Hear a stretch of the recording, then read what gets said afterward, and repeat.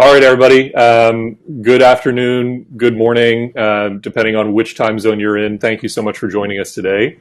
My name is Kieran Agarwal Harding. I'm the director of the Harvard Global Orthopedics Collaborative, and today we'll be doing a short little conference, just 2 hours long. Thank you so much for spending some time on a Saturday and joining us. This is Arthroplasty in Africa.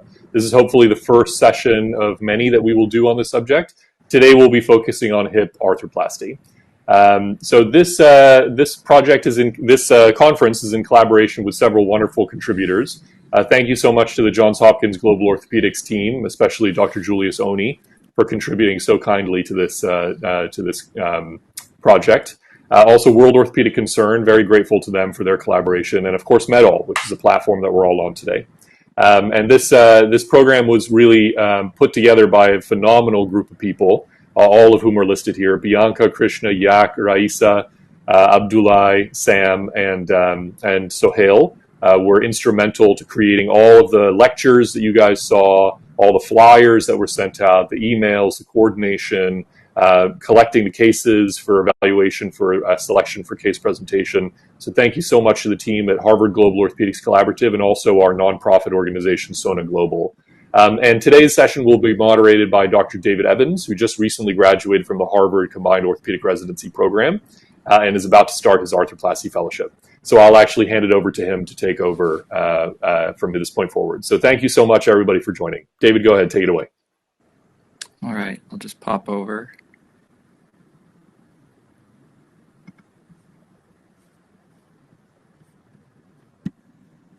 All right, you can see that. Thank you. Good day, everyone. Thank you for coming out. I'd like to just echo Kieran's words of thanks. We have a fantastic team here. I'd like to especially thank Bianca Dua. She's been instrumental in this whole process and all the administration and getting the videos together and everything. So first of all, I'd just like to go over the course objectives. We'd like to obviously improve knowledge of primary and vision total hip, but really we want to foster an international discussion regarding arthroplasty delivery. And we want to look at the resources available and different support solutions and challenges that low and middle income countries face, and also support and motivate the younger generation of orthopedic surgeons in these countries.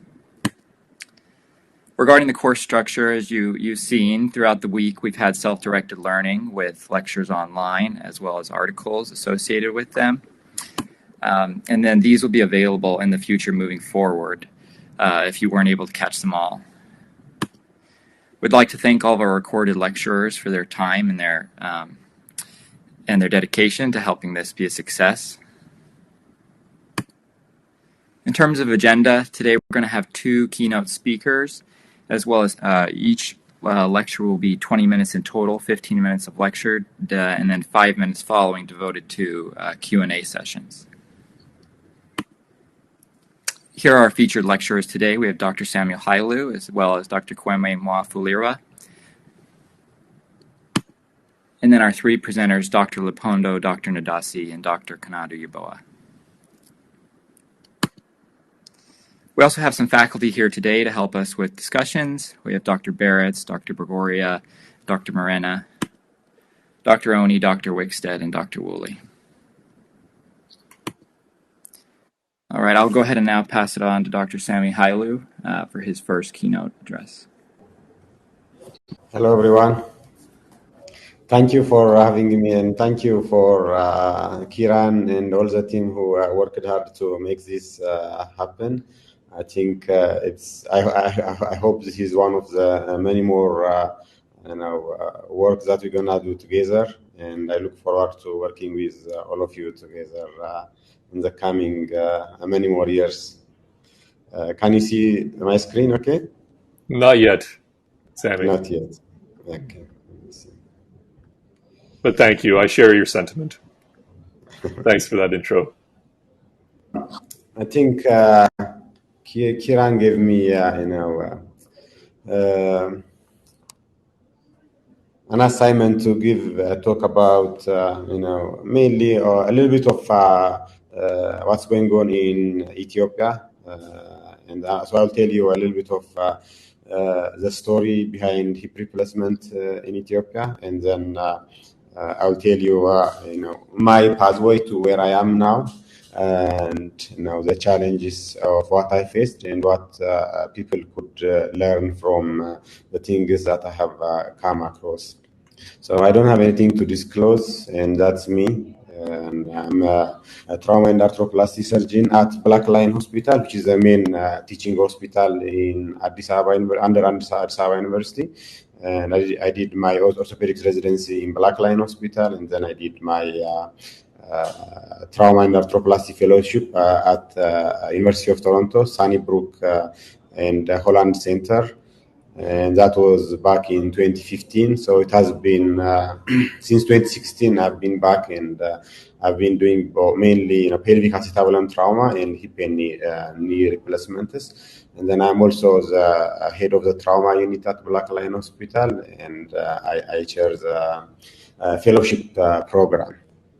So when it comes to a little bit of worldwide history, the hip replacement has been documented in terms of surgery back in 1880s by Dr. Gluak, and that was using ivory joints.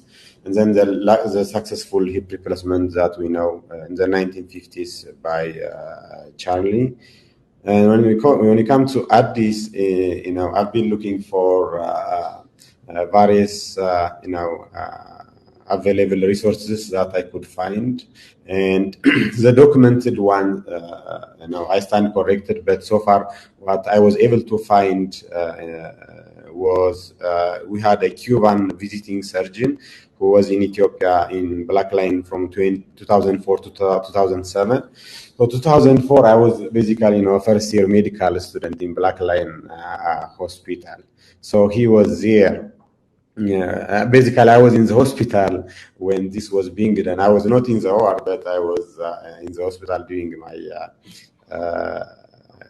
medical study. So this is he wrote it in Spanish. It didn't get published, but he posted it in one of their the French poster presentations, and he did write it in detail, and I was able to get in contact with him. He now lives in Cuba, but I was able to contact him, and he sent me some X-rays and things that he had with him. So this was the first case that was done in Ethiopia. So to the record that is available at the moment. So this might change when we have more evidence. This was a 55-year-old year-old man who had a left femur neck fracture, and he came to the hospital 8 months. So he came 8 months after. I think I'm hearing echo. Can you hear me okay? I can hear you, yes, Emmy. Okay, that's fine. So he came 8 months after sustaining a left femur neck fracture. So he is an elementary school teacher, and they had a little bit of donation that they got from Europe. So this is from DPU, and it was all this was all the sets that they had at the time. So you can see a manual reamer, and interesting stuff to look back and explore. So this was their intraop pictures that they had, and this was Dr.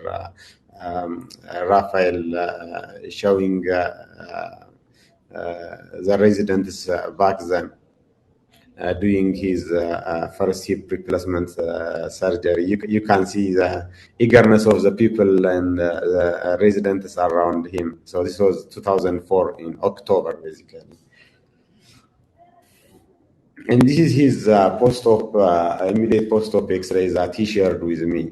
And you might notice it is cemented hip replacement, but I didn't even know until the day before yesterday that back in the days when they did cementing, the radiopaque barium comes separate from the cement powder, and then the antibiotics is also, so three packs of the antibiotics, and then the cement powder, and then the radiopaque stuff. So I think that they didn't have the radiopaque stuff like the barium.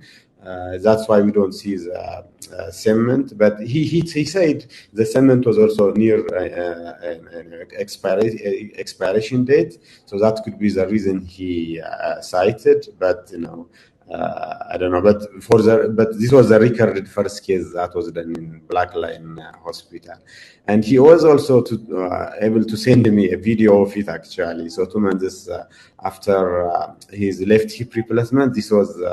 The patient walking.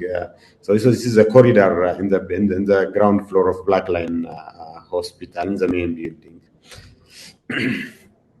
And then the next case that I was able to find was by Dwayne Anderson. He's still a retired orthopedic surgeon from the US. He has his own missionary hospital in southern part of Ethiopia called Solo Christian Hospital. He has been practicing orthopedics in his hospital since 2004, and he also got donation from Biomed back then. And he said he did his first hip replacement in Ethiopia 2006, and it's either late 2006 and maybe early 2007. That's what he said, and this is one of his early X-rays that he shared with me. In terms of publication, so this is the only publication that I was able to trace back. So it was published by Professor Brooke Lambiso. He is our department head now.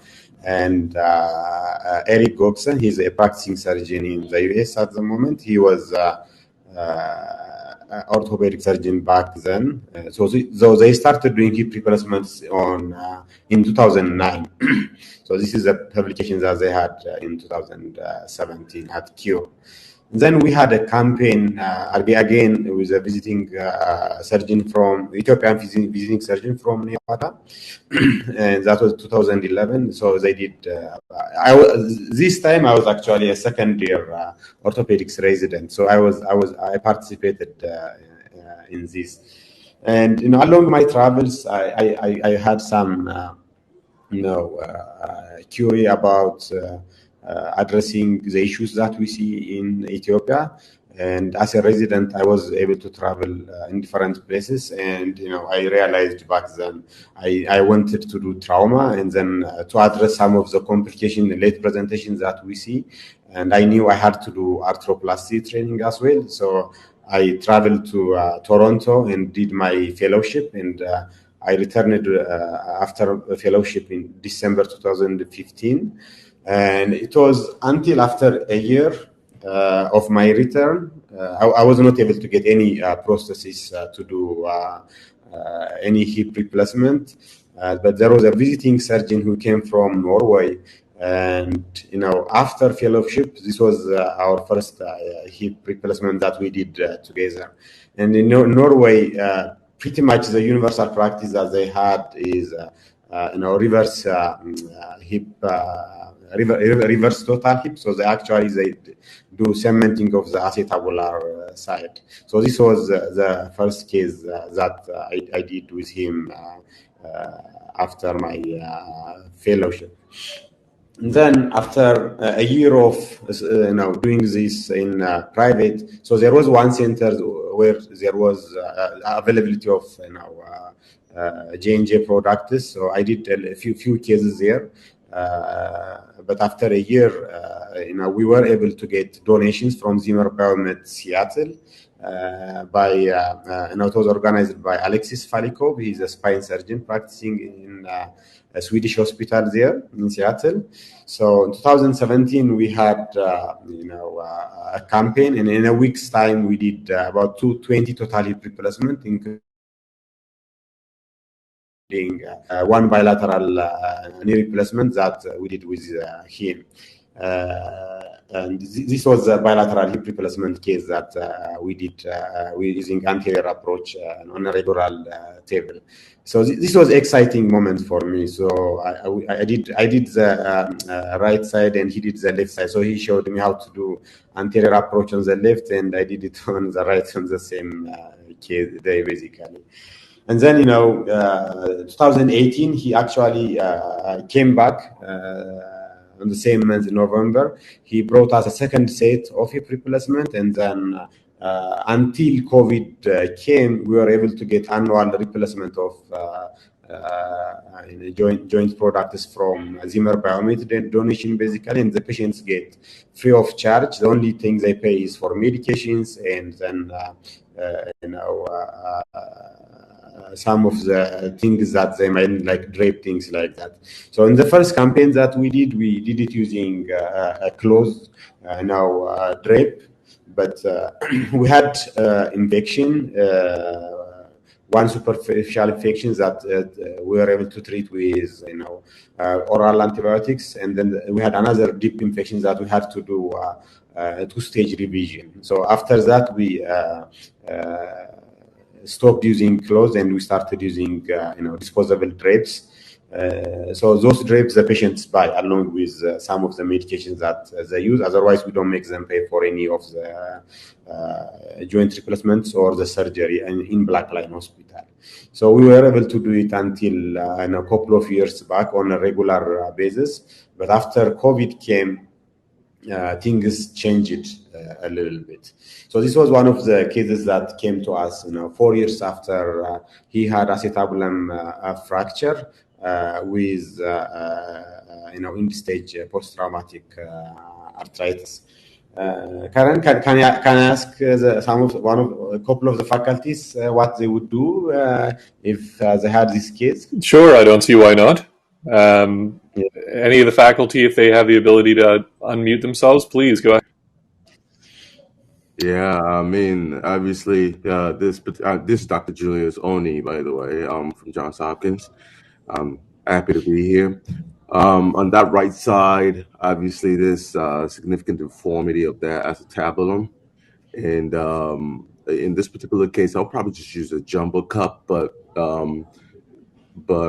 and the main issue here is going to be obviously on the acetabular side. The femoral side seems relatively normal with regards to the morphology. So you could either use a large cup, or in the case where you don't have that, then you probably just want to, I'm guessing in a relatively lower resource setting, I probably could use part of the head and tuck it right into the top of the cup and set the cup relatively low, using the head as essentially like a bone graft. Obviously, if I was if I had all the resources available to me, then I may use a trabecular metal augment up there. So that would be the option. Yeah, thank you. Anybody with a different idea? This is Mike Barrett. Excuse my setting. I'm on a vacation, but I really wanted to join you guys today, and I'm honored to be here. And thanks for the invitation. I actually agree with Dr. Oni. I think that in this particular case, if you have every resource available to you, and this is a young patient, you're trying to keep the center of rotation of the hip really anatomic. You probably want to keep a low hip center and use some sort of augmentation superiorly. When you have all the resources, some sort of a metal augment. But if you don't, you could either use a high hip center, which I think you'd still have plenty of coverage to get fixation, or you could use the femoral head as a superior buttress with some screws to sort of help buttress the cup superiorly. But I think any of those options would be good options for this patient. And I agree the femoral side would be pretty standard. Just out of curiosity, guys, do you think cement alone would be sufficient for an augment up there or no? Probably, initially, yes. I think that, so I think the goal of an augment would be obviously fixation. If you can get ingrowth anywhere really medially or inferiorly, then the cement would be a good initial fixation. But long-term, I would suspect a failure because of how brittle the cement would become. Yeah, I would say cement will probably put this at risk of failure. just because of the sheer stresses that cemented cup is probably going to experience. But I'd rather try to get some ingrowth here, and obviously if I have no other choice, I had no femoral head to tuck superiorly, then you do what you have to do. Keba, Pierre-Marie, and Victor, from the perspective of working and living in a low-income setting. Yeah, absolutely. Yeah, So, yeah. Dr. Woolley, Pierre. Oh, go ahead, Victor. Go ahead. Then I'll change. Thank you. So good to see you all. Thank you for the invitations. And good to see Dr. Haolu. We share two different countries in Haiti and in Ethiopia, but we have pretty much the same experience in terms of our training. Yeah, I completely agree with Dr. Ono. I would in our limited settings, and I had 2 or 3 cases like that. You cut the head, try to fix it as best you can, that superior aspect of it, and then just see if you can put a really high neck on it. But you wouldn't be able to have those really big cups or anything like that. So that would be my go-to for sure. Yeah, thank you everybody for. Yeah, you want to say? Go ahead. Oh yeah, sure. Thanks. That's a pretty. That case is typical from our side of the world here. Sometimes we are forced to get maybe more imaging, maybe a CT scan. We're starting to have a lot of CT scans available in smaller centers, level 5 hospitals here in Kenya now. At least to study that head and the acetabulum more. For this, you cut the head and you use it in terms of recreating the wall before you ream and you put your prosthesis. I think that's and of course a jumbo cup, as Dr. Oni has mentioned. That's for us. Yeah. Thank you, Victor. So basically, whenever possible, we try to avoid, high epicenter. So everybody is trying to guide us into putting the cap where it belongs. And these are the options that are cited. But unless it is, unless we are out of option, we don't want to put the cap in a high center. So these were the options that are available, in general. But so in our settings, the largest cap we have is 50, and sometimes that might not be the largest size we have is 60, so it might not be big enough to get to where it needs to be. And augment is something that we don't have, at least in Black Lion Hospital, and we don't want to do a high hip center, and hence we used the head and did what we call a shelf graft with a flying buttress flap on the top, and then the underside is well rimmed, and he did quite well, and this is what we did. But things didn't go smooth all the way. After COVID hit, and then the war, that we have in our northern part of the region. Zimmer Biomet was not willing to give us donations, until the war was settled. But now the war is settled, and we are still in contact with them. Hopefully, we'll be able to get replacement products. But in Black Lion, as of 2 years, we are not able to continue because we don't have donation. So the challenges, continued. In private side, I've been exploring the options since 2015. And it's expensive stuff, and there's no distributor and organized distributor in our setting. Even I don't have to go further. Even in Kenya, Victor can tell us. They have plenty of process distributors, and they don't have to buy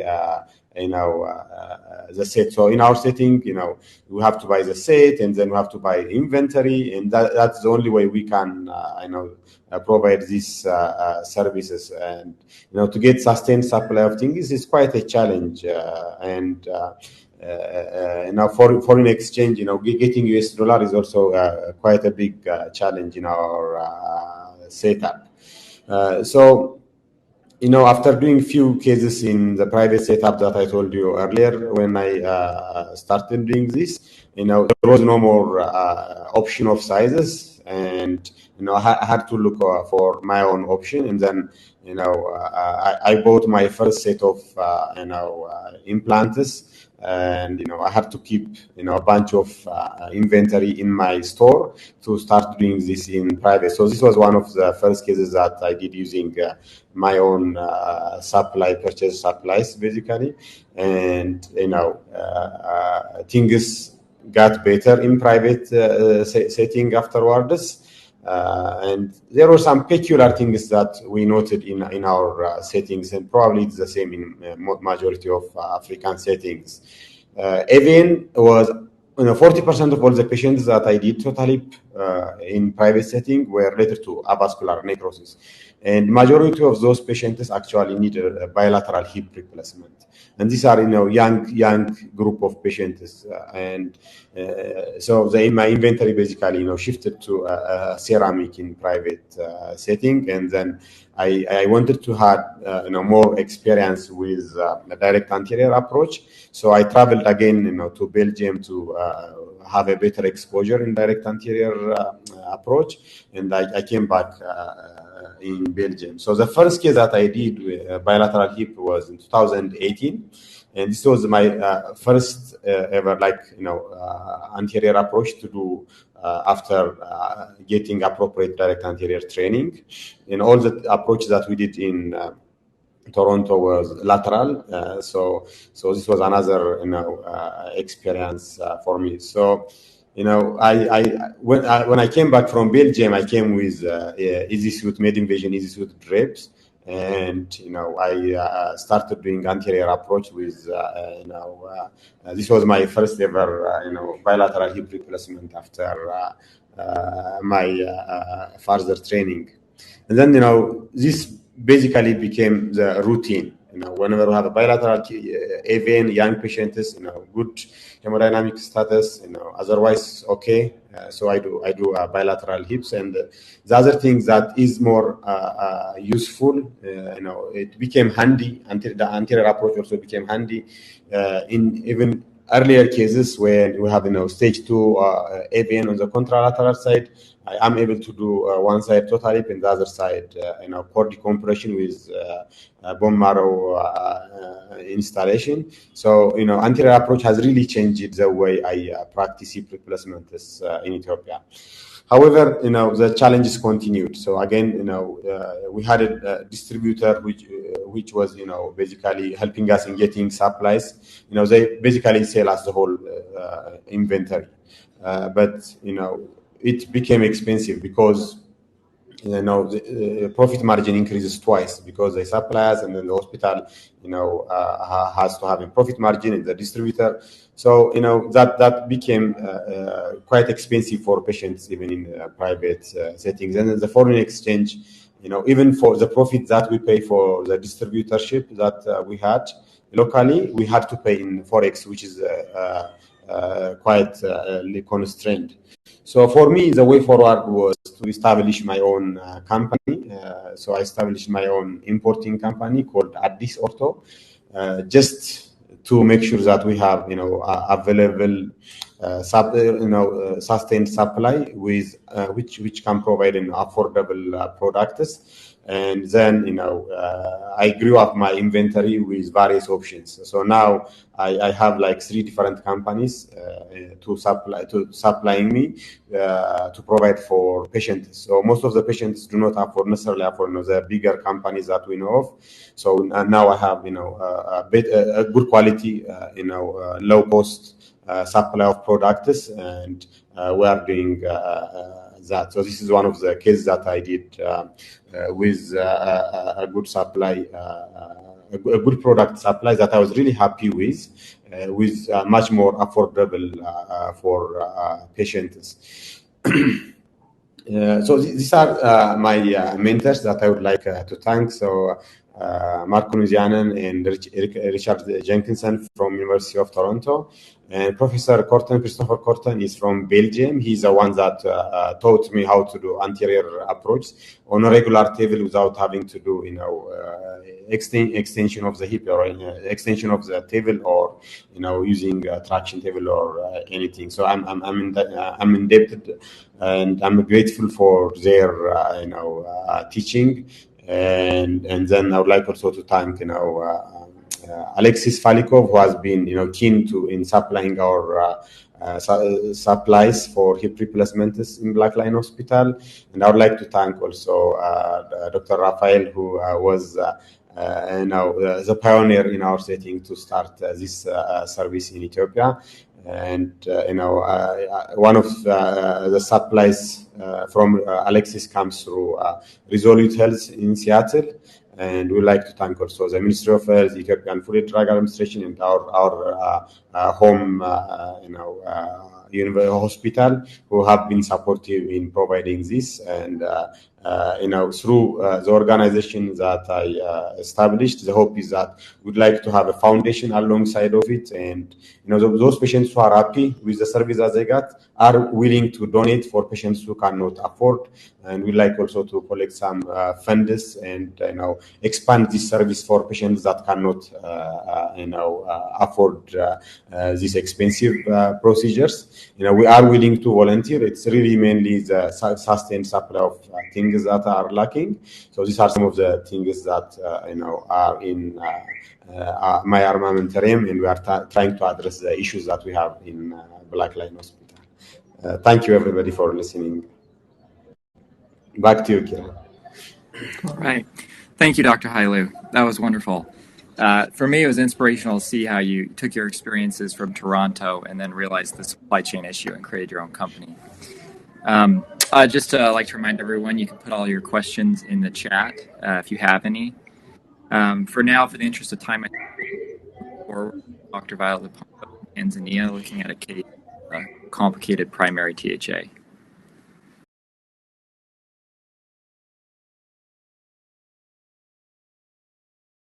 Did we lose Violet? Looks like we might have lost Violet. Let's perhaps move on to one of the other presenters while Dr. Lupongo works on her tech stuff. Henry, are you available? Yes, I am, Kieran. Okay, great. Let me share your slides. Okay, thank you. Hi, everyone. I'm Henry Dassi. I'm an orthopedic and general surgeon from Cameroon. And I must begin by first thanking Kieran and all the others for having me have this platform to talk about HIP. And I'm happy again to see Pierre and Sami, who've been involved a lot in science and other projects. So it's quite a small world. So as part of my intro, actually, I train as a general surgeon with the Pan-African Academy of Christian Surgeons, which is a general surgery residency program we see in many rural mission hospitals around Africa. And they are in partnership with the COSEXA, which awards the fellowship. So it's an extensive residency program in general surgery meant for rural communities. And so we train in doing all forms of surgery, anything surgical. So my training involves skills of general surgery, ENT, gynae, and all of that. And so I finished general surgery. I now did orthopedics with Kio, Kenya, where we did orthopedics, trauma, pediatric orthopedics, plastics, anything. So at the moment, I do anything surgical. So I'm a master of all trade, but I'm a jack of all trade and master of none. So I must say I'm not an arthroplasty surgeon. I just do what I can under the circumstances where I find myself. So actually, I'm not an expert in any of this. To present one of the cases I did recently, which is a 54-year-old mechanic whom I had done, those are one of my first hip replacements I did also 3 years ago, which was a cemented hip arthroplasty for avascular necrosis, just like what Sami also experiences. And 2 years later, he came complaining of some bit of pain. And pain in hips, we are always worried about loosening or infection. He did not have any sign of infection, so I suspected loosening. And in fact, unfortunately, I could not get the last X-ray. He was actually having some loosening of or wearing of the cup, or sorry, loosening of the cement of the cemented cup. And so I told him to come back for a revision cup, and he never showed up. He showed up 1 year later with more significant erosion of the acetabulum, as you see in the next slide.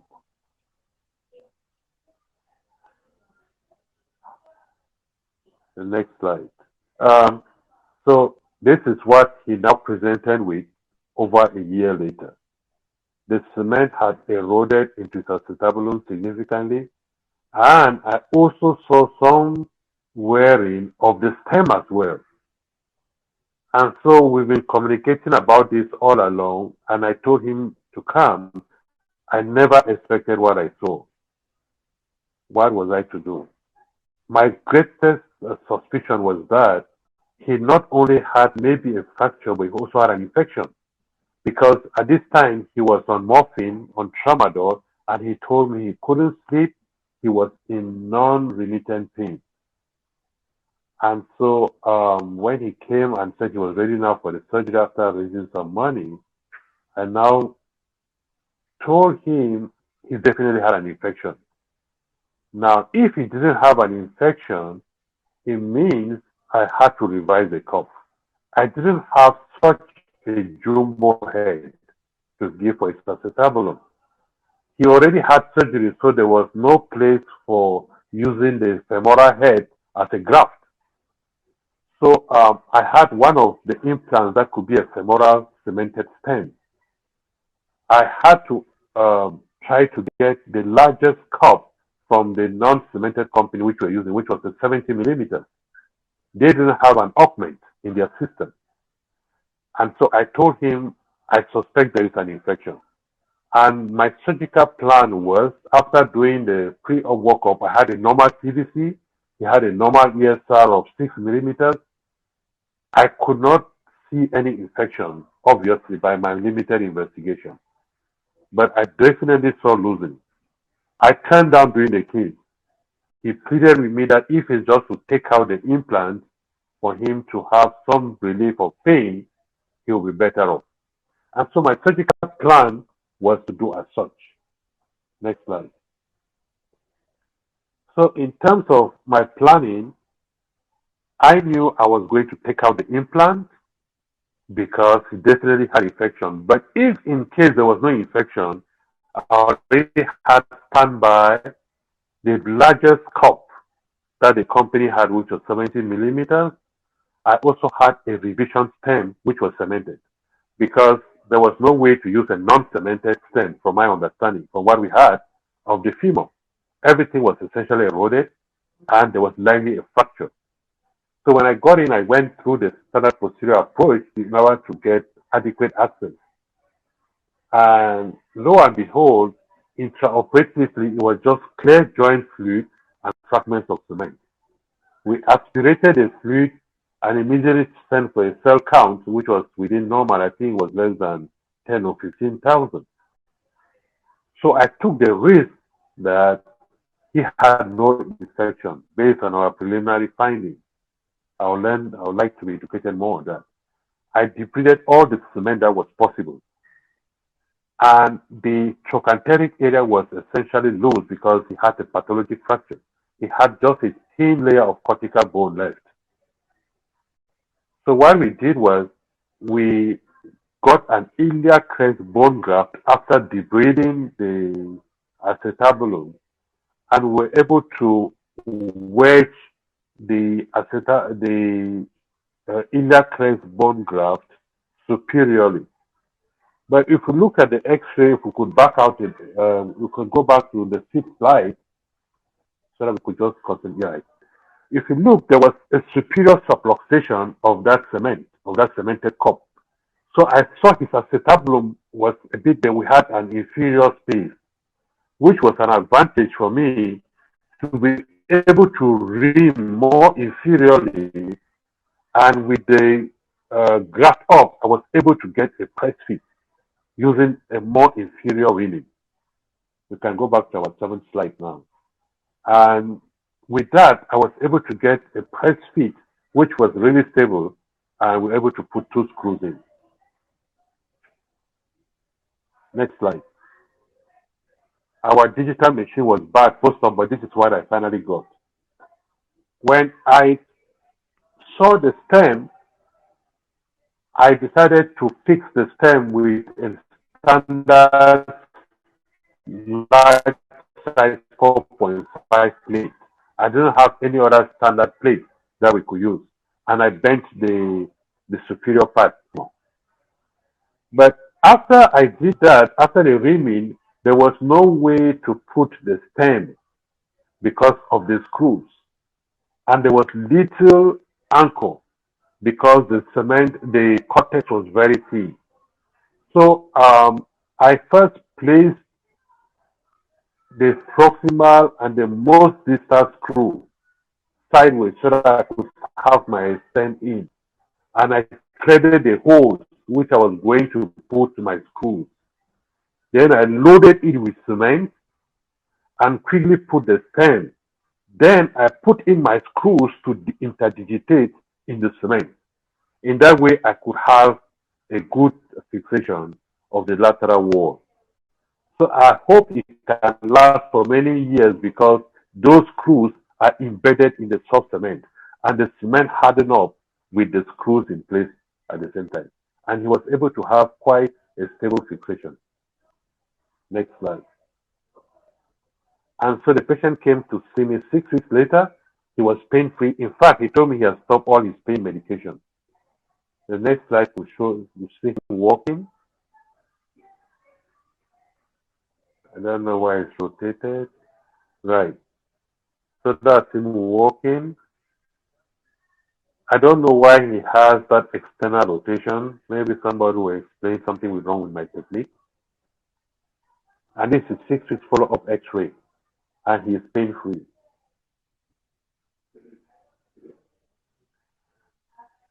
So my fears, next slide, is I am very aware about the amount of fixation I got at his trochanteric area. I don't know how long the cement would hold. Definitely the cement will break. He's still young, he's about 54. And I'm worried when the pain goes away, he'll forget I don't have any bone. So that is, and just in case there was infection, he's 6 weeks out, I'm not seeing anything. I hope there was no low-grade infection, which I need. Next slide. So in conclusion, actually in the midst of limited technical skills and resources, I'm pleased that we still are able to do a surgery like this, a hybrid, because this was the implants I had were from 2 companies. And just like what Hailu also mentioned, I had to buy these implants myself. I have 2 sets of implants from 2 different companies, and I just have that as a backup, and that was able to save us from having a difficulty with this patient. And so I really want to thank Kiran and Harvard Global for learning from quite a good number of you all in similar circumstances like myself.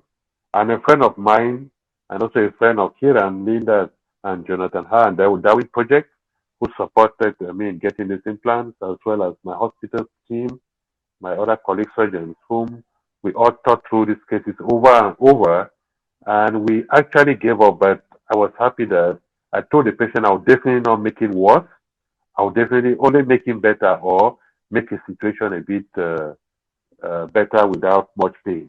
And so that's what I could do for him, and that is what I want to present to you this afternoon. I'll be very happy to see your comments, your criticisms about what we did in this case. Thank you. Thank you, Henry. Tough case. David, go ahead. Take it. Thank you, Dr. Nadasi. That is a tough case. We like this case because it was a difficult decision point when you weren't sure if they were infected or not, but they had relatively reassuring inflammatory markers, and you went ahead with the revision. My question for you to start off was, what would you have done in the scenario where it was perhaps a more concerning picture with more definite signs of infection? Would you have gone ahead with the spacer placement? You probably would have been, more reticent to put in bone graft in that scenario. So just curious on your thoughts if it were more concerning for infection, first of all.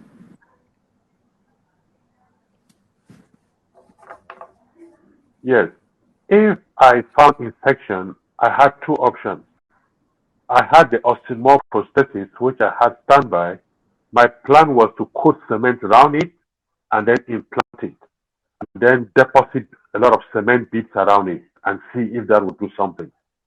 And the worst case scenario was just to pack cement in it and keep him with something like a good stone and then hope to come much later or have someone better than myself handle his case in the future.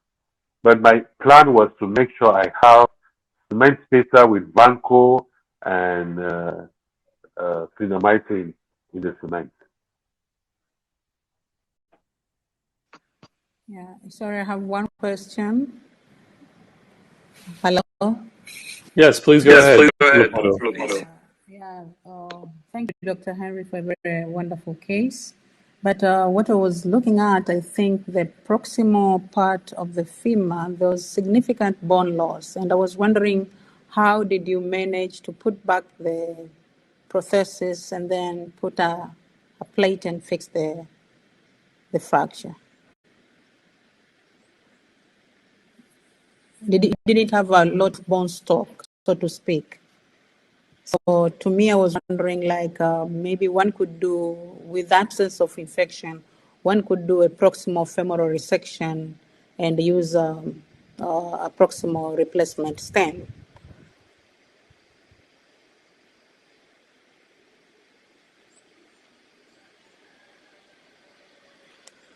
Hello? Hello? We hear you. Yes, we hear you. Henry, were you able to hear that question? You're muted, Henry.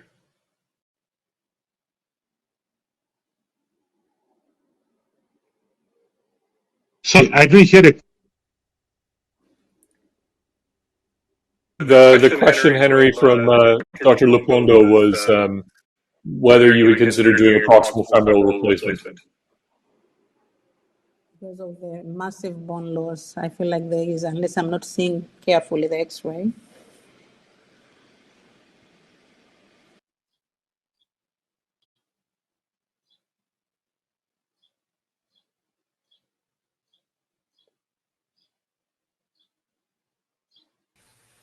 Kieran, while we're sorting this out, can I ask a question of the faculty, the joint faculty?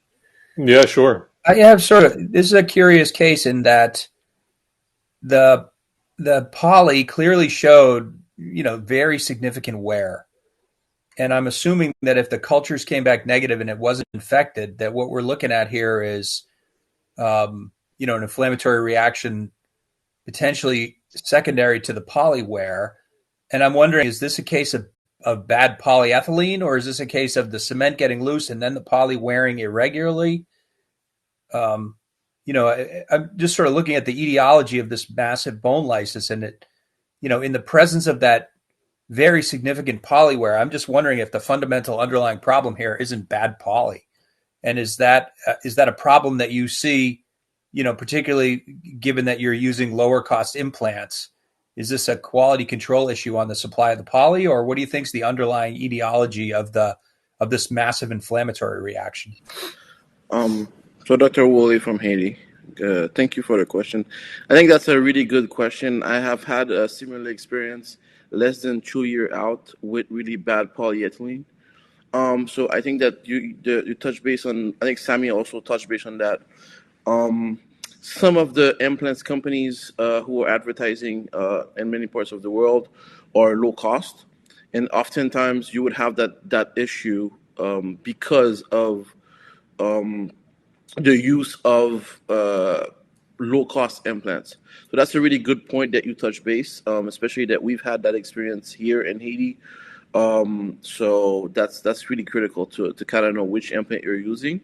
I don't know what implant that company was specifically was, but it definitely can be one of the etiologies of the issue that at hand. That's an interesting concept. I mean, this amount of wear is kind of, when I first looked at this X-ray, I was obviously just like Dr. Ndasi, very concerned for infection. But that's an interesting comment, Pierre-Marie and Jack, that this may have something to do with the polyethylene. Well, when you look at that, that X-ray, you have very eccentric polywear, and that amount of poly loss can certainly, contribute to massive inflammatory reaction secondary to poly particles. They used to call this, cement disease as well. You don't typically see it at 2 years. And I would wonder, I just don't know. I don't do enough arthroplasty to know whether or not if the cement gets loose, will the poly wear irregularly, or is it the poly wearing irregularly that leads to the cement loss? I just don't know. I mean, this there's also this like lysis around the cement border, right? I mean, do you think that? Hey, yeah. Hello? Hi. Can you hear me? Yes.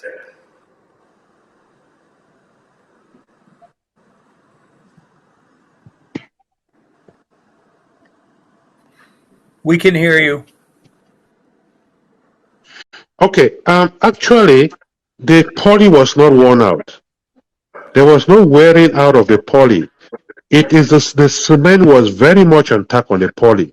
So it's the cement that came out of the acetabulum, and I'm sure as he was walking around, he was wearing out his bone.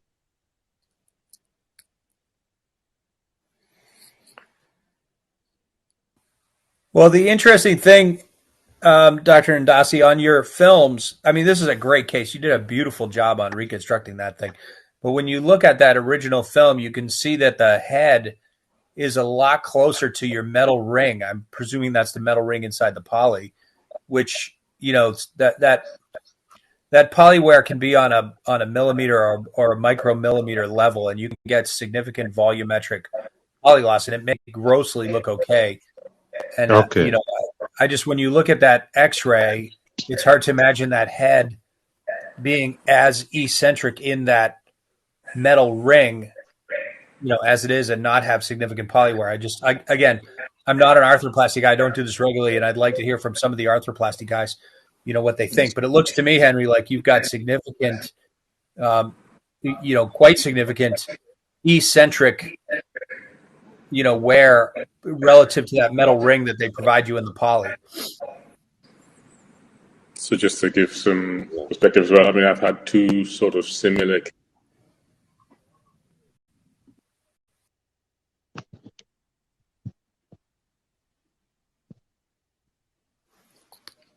You're on mute. Unfortunately, Dr. Morena. Dr. Morena, you're on mute. You're on mute, Dr. I don't think it. Dr. Morena, you're on mute. Oh, we can't get through to him. Oh, man.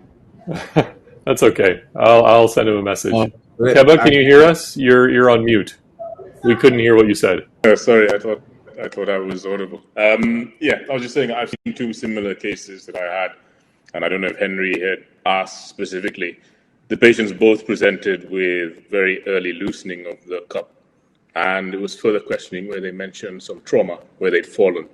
I think there was loosening of the cement, and then you get wear from that and further loosening.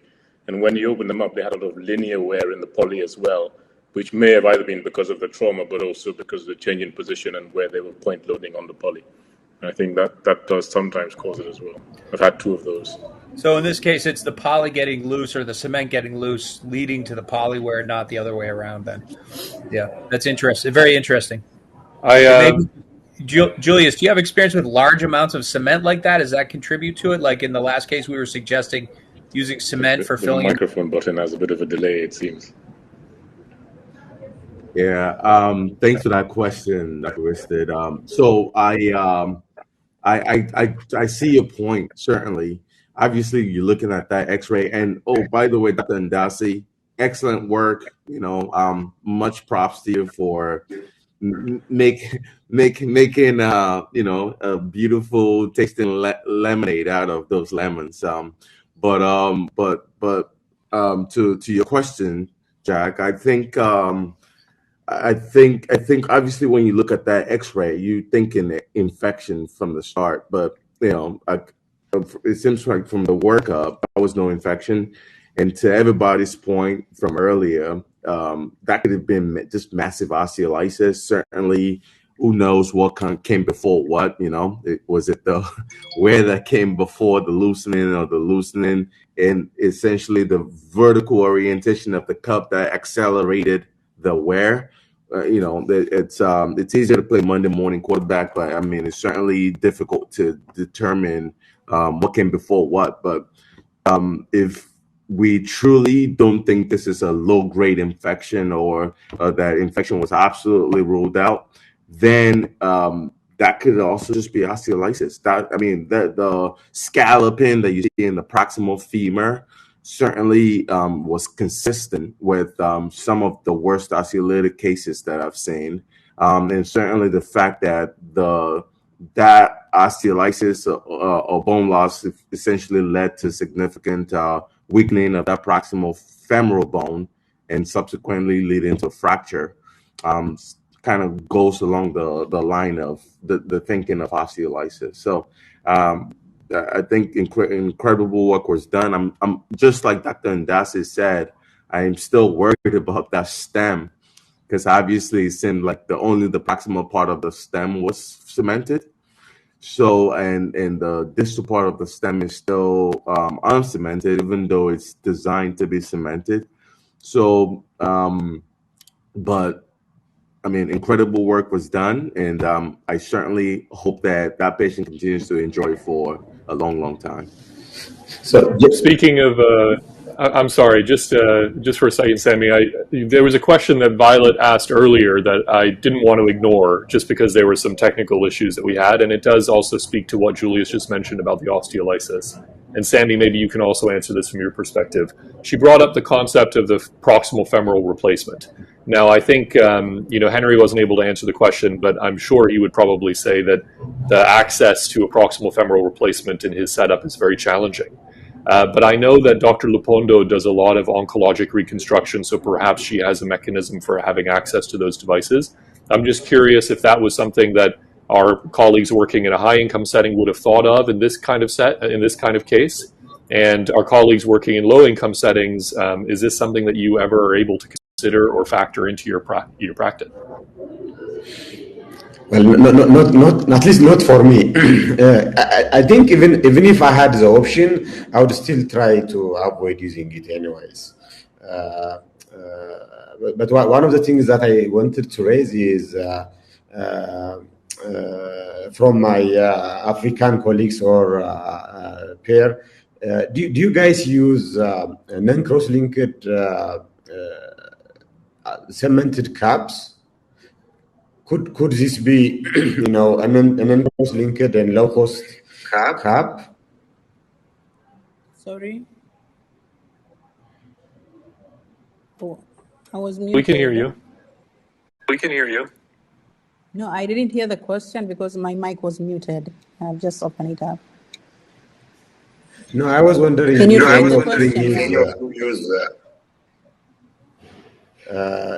Is the cap that you are using, is it highly cross-linked or not? High cross-linked. Yes. They're high cross-linked caps, yeah. Can you hear from Henry and others? Yeah, same. Yeah. Same. Cross-linked. But then again, I think one thing to consider is where it comes from. I mean, you don't want to. Yeah. You have to be sure of what is on the packet. Put it that way. A lot of unscrupulous people out there will sell you something and tell you it's ultra high molecular weight, high cross-linked, when it's not, and it just depends where you get it from. I think that's always the question for most of us: is how do you trust the implants? People will tell you we have a very good copy, so to speak, of so implanted does the same, but we don't have the long-term results. So it depends where you get it from, I think, as well. One thing I would add is, and I think I had that conversation with Dr. Harilo a couple of years ago. Not only where it comes from, but kind of see if they have in their setting literature and supportive evidence that those implants actually work. If you're, I think that's true everywhere, whether it's a low-income country or a high-income country. The company is going to sell you whatever he wants to sell you because he thinks it's the best implant. But in our setting, it is very critical to do academic research on the implants. And if we had that conversation with one of the companies that was quote unquote one of the best and actually turned out not to be. So I think that's very critical for any low income setting to identify the company that has at least some sort of mid to long term outcome of those implants before venturing into hip replacements or even most revision. Well, I would suspect that these vary batch to batch. Part of the reason that the implants that we get are, so consistent is a huge quality control process to make sure that each batch of them is consistent. And I wonder if there's, batch to batch variation in other suppliers. Again, I don't know. I'm just curious. Yeah. Let me, Dr. Victor here from Kenya. Yes. Interesting case there. You put in a lot of work. This case to me brings a lot of issues here that are along the lines of quality. We're having a lot of implants coming in, low quality implants coming in, and a lot of arthroplasty surgeries being done even in remote corners of the country. So what that means in our center such as ours, where there's a fully functioning arthroplasty unit, we're getting a lot of revisions to do. And a lot of them present like this. Infection, looking at this case that presented there's a high likelihood that infection has a role in all the lucency and the kind of picture that you're having there. Often you can go in and do a big debridement, take samples out for culture, and they come out negative because of maybe challenges within the laboratory or because of the prolonged antibiotic use by the patient before they came to our center. So there's issues of quality there and the ability of the lab to isolate bacteria that could very often give you such a picture.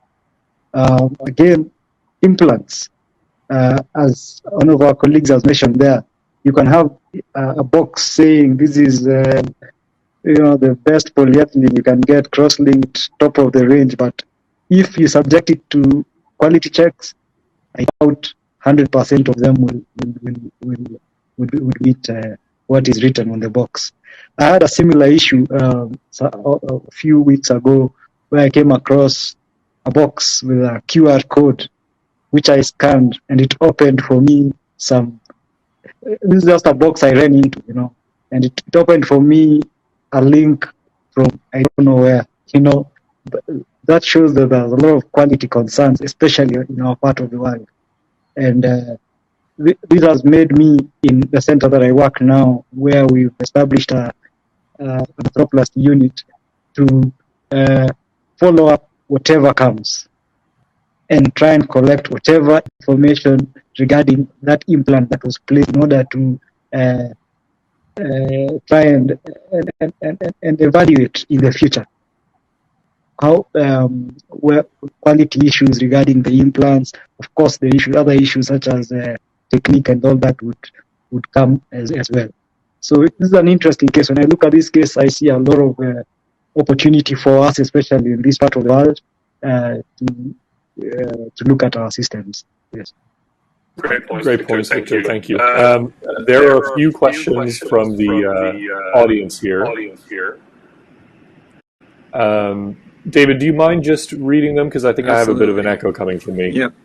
One was asking the use of a long femoral stem as a substitute for a proximal femoral replacement, given the significant amount of lysis, people's thoughts on that. And the other question was on the use of bone graft in the setting of the implants.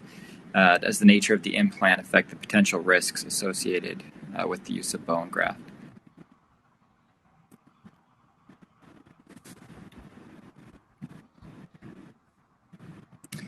I guess we could start with the question of, does a long femoral stem here substitute for a PFR if you have that option available to you?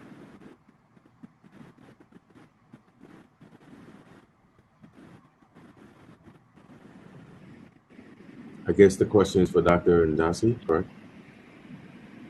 Anyone, I think, could probably answer these.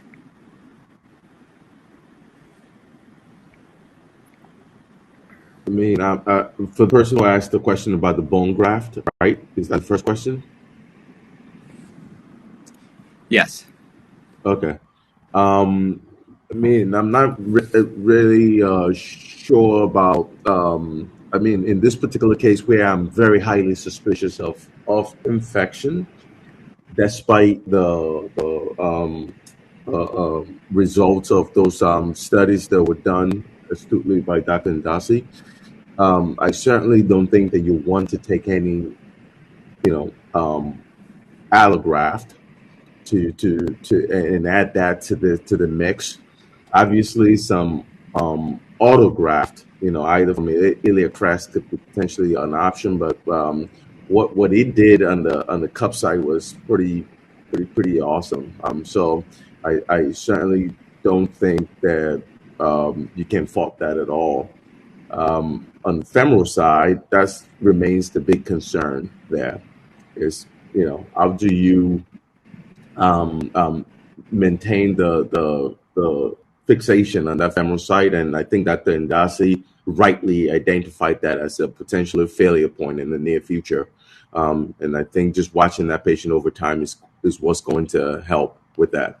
With the long femoral stem based substitute for proximal femoral replacement, to Dr. Lupondo's question earlier, I actually wanted to comment that in this particular case, you want to try to preserve the trochanter as much as possible. Just like the quad is the key to the knee, the abductors are the key to the hip. And as much as possible, you want to try to preserve that bony, the bony construct with the abductors. Anytime you have to use a proximal femoral replacement, you are going to a second option, because obviously now you attach the abductors to an implant. So you're attaching a soft tissue to metal, and that's not ideal.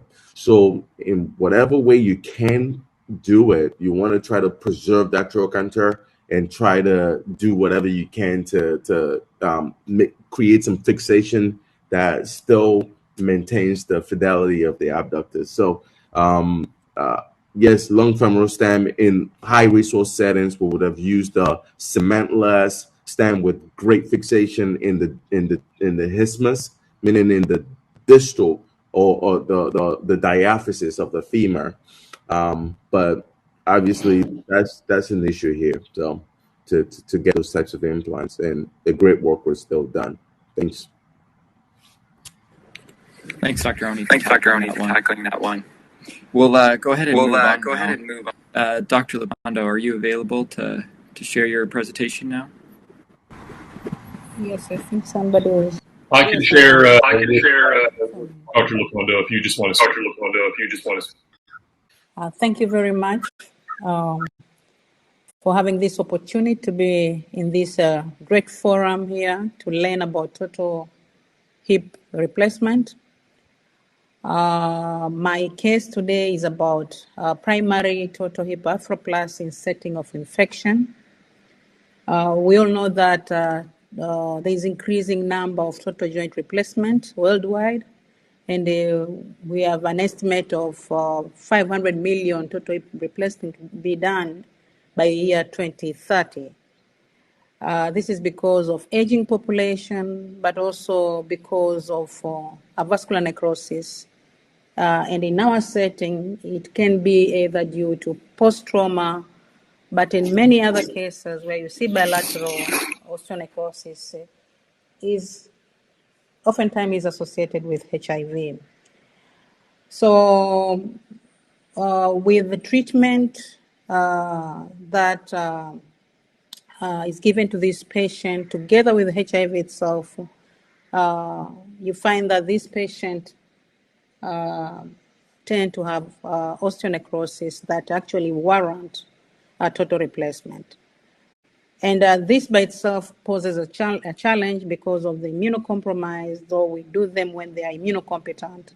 And many of the things has to be taken as far as joint replacement is concerned. My name is Violet Lupondo, as you have well mentioned, and I work with Muhimbili Orthopedic Institute. I also head the Department of Orthopedics, Arthrology, and Reconstructive Surgery. I'm also a honorary lecturer of Muhimbili University College of Health Science.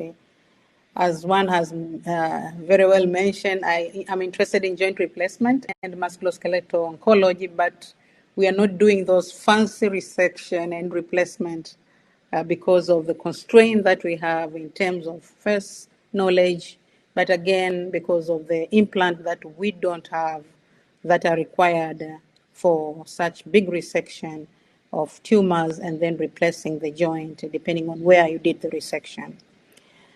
So I'm located in Dar es Salaam. So the main objective of this case presentation is to highlight that HIV infection and the drug that are used predispose patients to have osteonecrosis. First, they have osteoporosis, which predispose them to have fracture, but at the end of the day, they also have osteonecrosis, and this makes things much worse unless you capture this patient very early. But the next objective is to foresee the possibility of having intraoperative periprosthetic fracture because of the osteoporosis that this patient have, but then the indication for fixation of this fracture and the choice of implant that you need for periprosthetic fracture in a setting of poor quality bone. Next slide.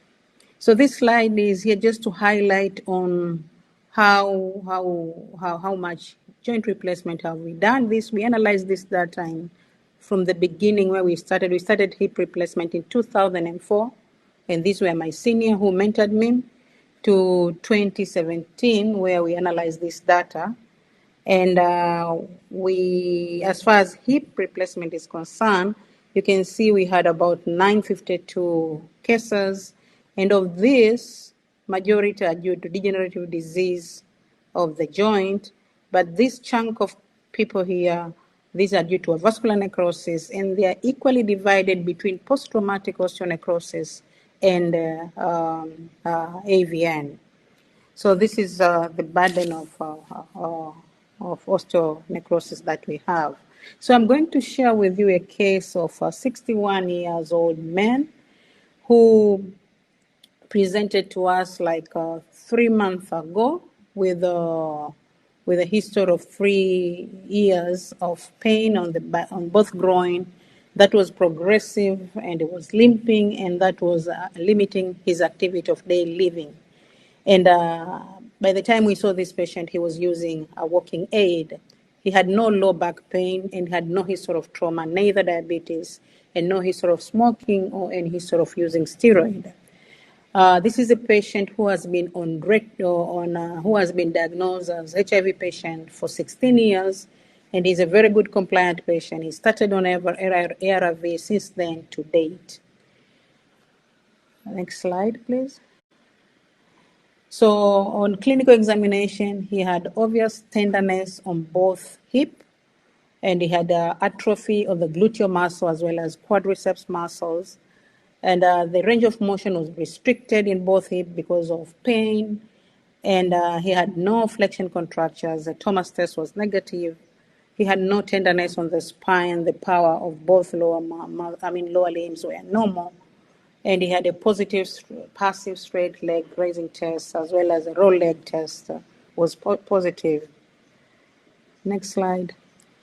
So because of that history, straight, one would think of a possible vascular necrosis because it was a straight history. Patient was really open about it. So we thought of a vascular necrosis on both hip with probably an osteoarthritis, and that will probably make this as a stage 4 osteonecrosis. Next slide.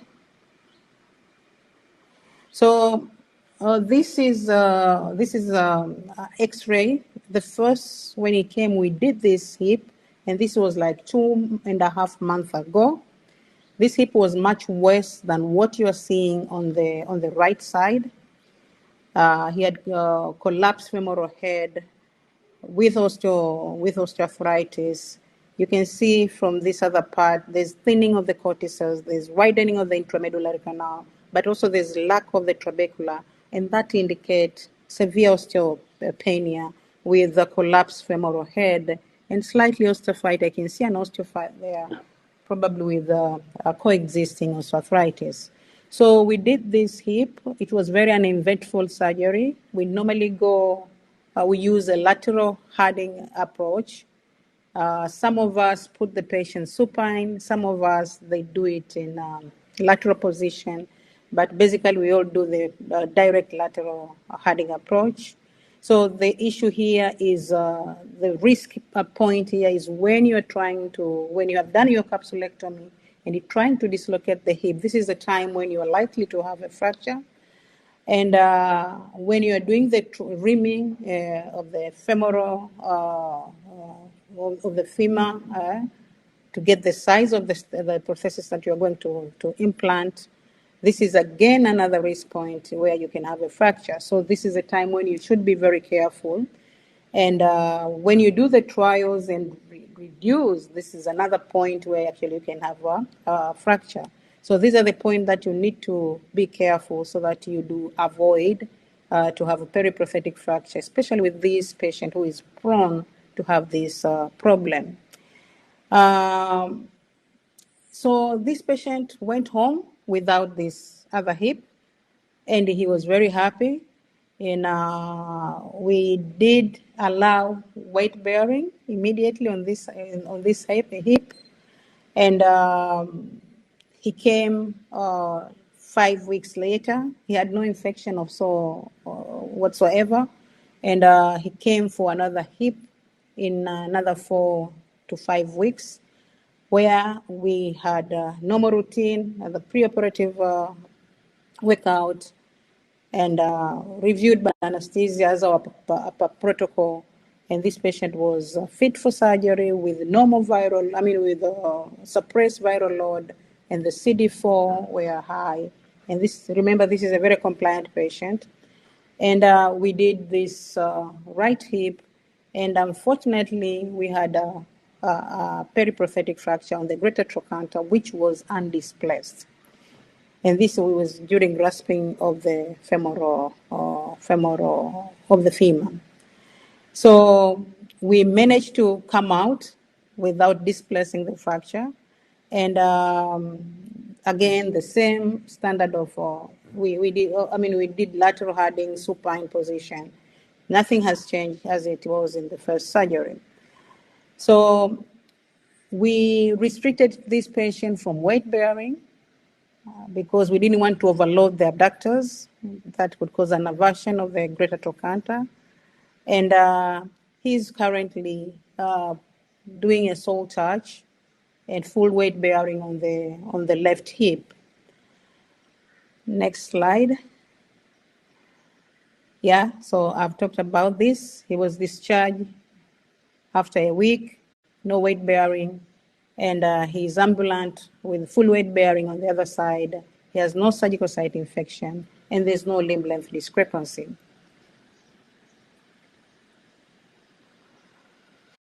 So, no complication on the left hip, but we had this intraoperative periprosthetic fracture, the greater trochanter, which was not fixed because it was undisplaced. So we have already said that the number of arthroplasty is going to be increased because the proportion of patients with avascular necrosis is also high, and because of the treatment, they are prone to have total hip replacement in their lifetime, and oftentimes bilateral osteonecrosis. And this is why osteoporosis, we know, because there's overexpression of rancyl cytokine, which mediate osteoclastic activity that cause osteoporosis, but also the ARVs, which has protease inhibitor, lead to osteonecrosis. So these patients are prone to have osteonecrosis as well as osteoporosis and risk of a fracture. So what you have to do in this patient, you also have to rule out other risk factors that can accentuate the presence of osteoporosis and osteonecrosis. And these are the things like diabetes, patient who are smoking, and any patient who is using steroid. So it's good to foresee all those other factors that we can modify so that to reduce the risk of having severe form of disease. A preoperative planning is very crucial because these are the risk patients with who can have infection, can have deep vein thrombosis, but also they can have periprosthetic fracture from greater trochanter, even distal to the femur. So these are the patients that you really need to be careful so that you do not have this complication, which can actually make things even worse in the setting whereby we don't have most of the implant of revision that can cater for any fracture that can occur in this case. So be careful when you are rasping the femur, when you are rimming, and when you are impacting the stem, so that you can avoid all these complications in these such patients. So as I said, initial dislocation is a point whereby you can have this complication. It depends on how you release the soft tissue around and how you get you do your dislocation, because at that particular point you are likely to have problems. So you need to be careful. And even when you are reducing the hip, during trial, but even during the final implantation of the prosthesis, you need to be very careful so that to avoid those complications that can arise from this kind of patient. You need to do a proper templating so as to have a proper sizing that reduces the problem of periprosthetic fracture and other related complications. Next slide. So the goal of fixing periprosthetic fracture is to have good alignment, stable prosthesis, achieve union before the implant failure, and achieve retain function of this patient. The challenge is limitation of fixation, because oftentimes you have a prosthesis in situ, and therefore you have a lot of struggle on how you can, drive in your screws, and especially in the low income country where you don't have the special screw that can, in plate actually, that can assist you to fix such a periprosthetic fracture, and especially in the setting of a poor bone quality. Be careful on the vascularity, because this is already a compromised situation, and therefore if you don't observe the biology, you're likely to end up with a lot of problems, including infection. As I said already, the medullary access is obscured, and therefore you have to be very careful. Patient factor, you need to have a good baseline of the patient preoperative factors. It means you really have to work out this patient very careful so that you reduce the complication that may arise from this kind of patient. Next slide. So this is just a Vancouver classification of periprosthetic fractures. Ours was Vancouver A at the greater trochanter. As I said, it was undisplaced fracture. And there's a bit of controversies that if it is undisplaced, then you can actually leave it.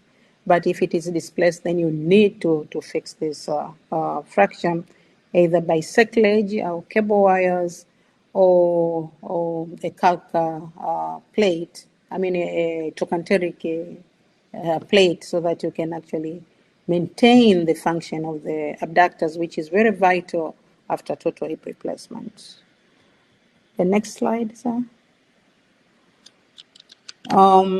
So the mechanical principle of fixation is always the race between healing before the hardware fails, and therefore, again, respect the soft tissue, watch the bone metabolism, and look for other coexisting problem that could accentuate the existing problem in this kind of patients. You load if it is stable. Remember I told the first left hip, we allow this patient to load, but much depend on how the coating of the stem is, because some of the implant, especially that comes to in Africa, I would say, their coating is not very good, so that should be looked at so that you decide on whether you're going to do full weight bearing in this case, or you are going to avoid weight bearing depending on the quality, as you have mentioned earlier, the quality of the prosthesis that we have. Next slide. So this is just a modified Vancouver that include the the periprosthetic fracture in the acetabulum. Next slide, please. So management of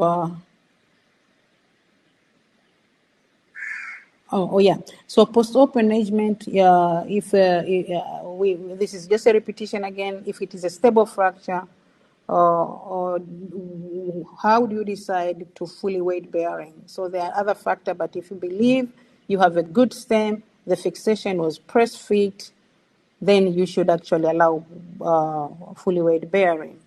And if it's not, then you probably do no weight bearing or with a walking aid.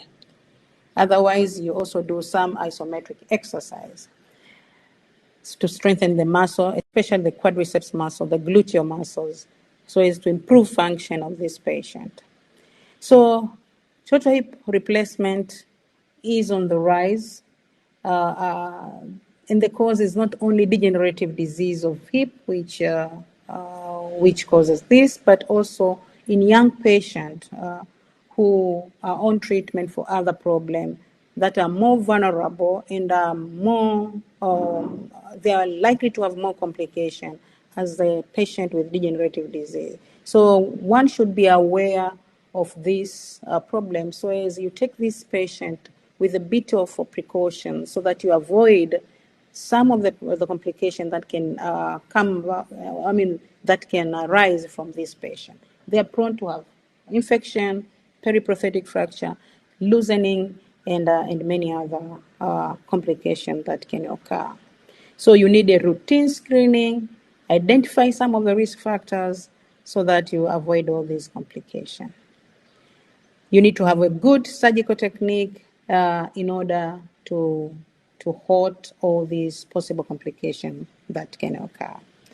Thank you very much.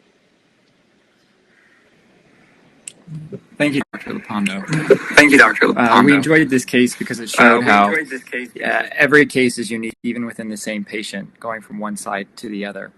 I had one question. There are a few questions in chats as well.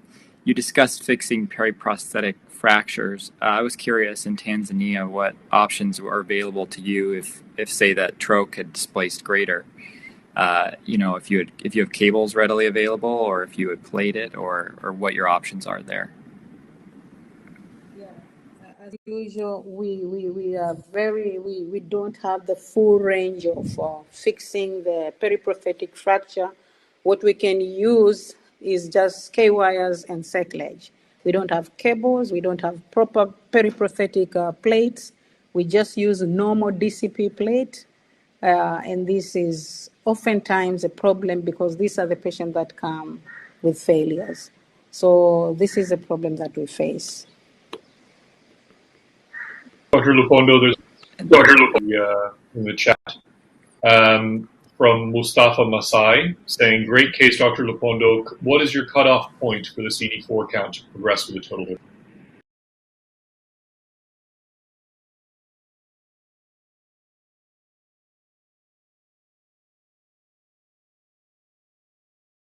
Dr. Lepondo, just remember to unmute when you speak. I don't think we can hear you. So the viral load should be less than, it should be less than 200, and the CD4 should be above that. I don't know if you have different guidelines. Hello?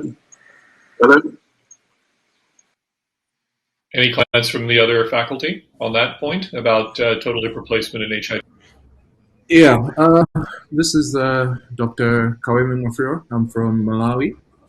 Malawi is unique in the region in that we actually have been maintaining a national joint registry, and we have published some results on total hip replacement in HIV positive patients. There's a paper by Simon Graham, which was published in 2014. Of course, it's a small cohort. We had about 29 patients in which 43 THRs were done. Of course, this was in a cohort of HIV positive patients who had no hemophilia or drug use. What's notable is Malawi has an HIV treatment policy where, at the time, had a policy where if you are HIV positive, CD4 count less than 200, you were started on antiretroviral therapy. In terms of the patients preoperatively, the cutoff was that patient, if they had a CD4 count of less than 200, surgery was postponed, and they were started on ARVs until their CD4 count was over 200. Of note is patients also routinely get cotrimoxazole prophylaxis as part of the HIV prophylaxis. Otherwise, standard THR, management was done. So our results were generally good. Most of our patients were followed up for up to 3 years. There were no revision procedures or early or late infections that we noticed in this group. There were no incidences of aseptic loosening or periprosthetic functions. So at least from this study, I know it's not a long-term follow-up and it's a rather small cohort. We seem to have positive results in HIV-infected individuals. Thanks, Koemi. That's very insightful. Another question from the audience for you and also for Dr. Lepondo is, actually it's directed to Dr. Lepondo. Do you think there is a need for a program for AVN among people living with HIV?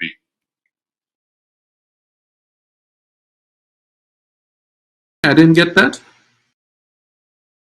The question is, do you think there's a need for a screening program for AVN among people living with HIV? Yes, this is something that we have been brainstorming at the Institute after observing that we are having a lot of patients with a bilateral AVN, and whenever you screen them, and some of them actually don't tell you anything, so we have this routine of screening those patients who come for total hip replacement.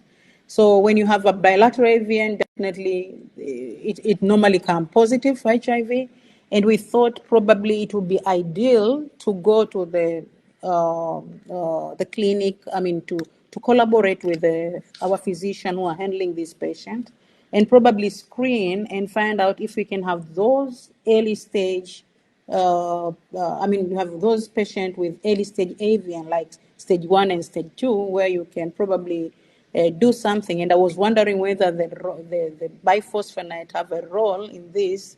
I don't have any data that is strong enough to substantiate use of biphosphonate in this patient. And therefore, if you capture this stage 1 and 2 patient, then you might actually reduce the rate of joint replacement in this patient, and you're left with those who have advanced disease. So I think it is high time that we do that. I agree with Dr. Jimmy, I think, who asked the question that we should do that. We had one more question earlier in the chat, actually, I think is pertinent for now, and it was the use of core decompression, probably in earlier stages of AVN. If you could just share your thoughts if that's something you're doing.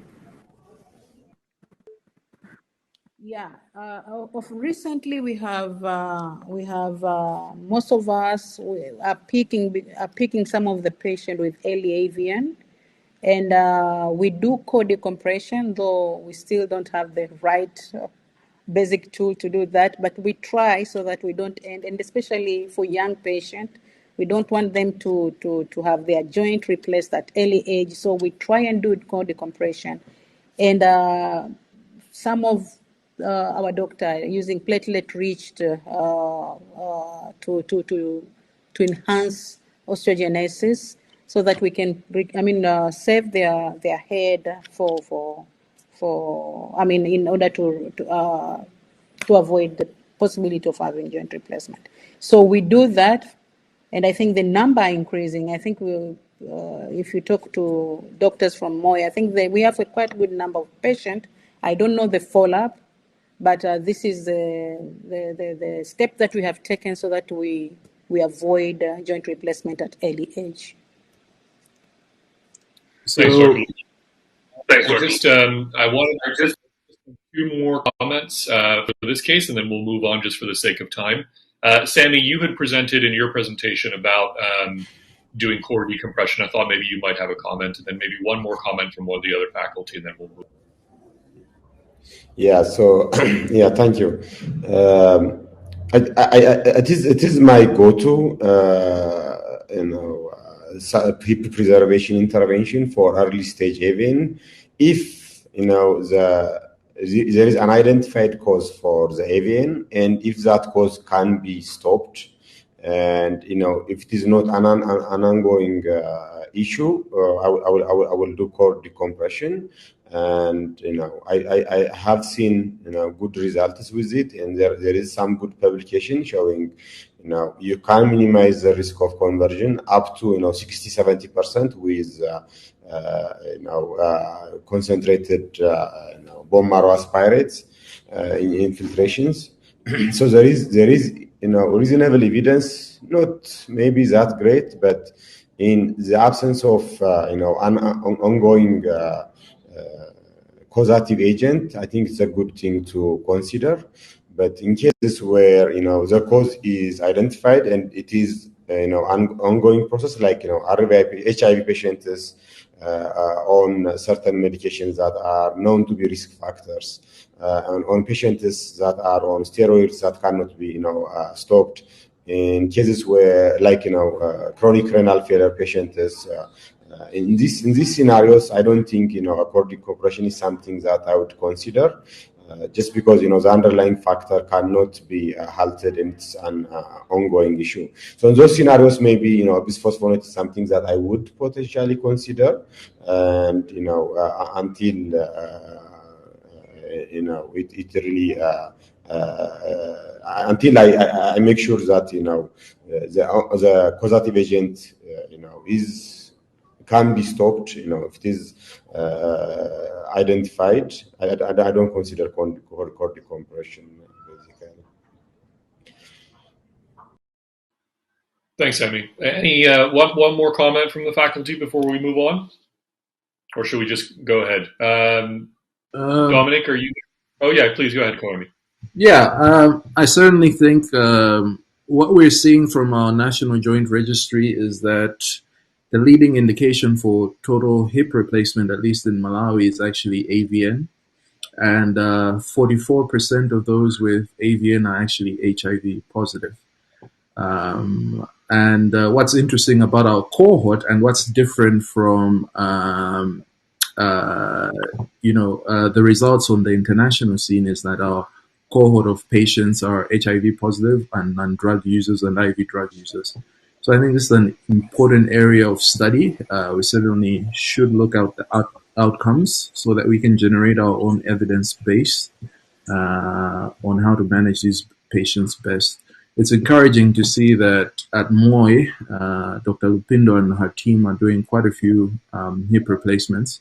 I'd be interested to see what their long-term outcomes and their outcomes in their HIV positive patients are going to be in the long term.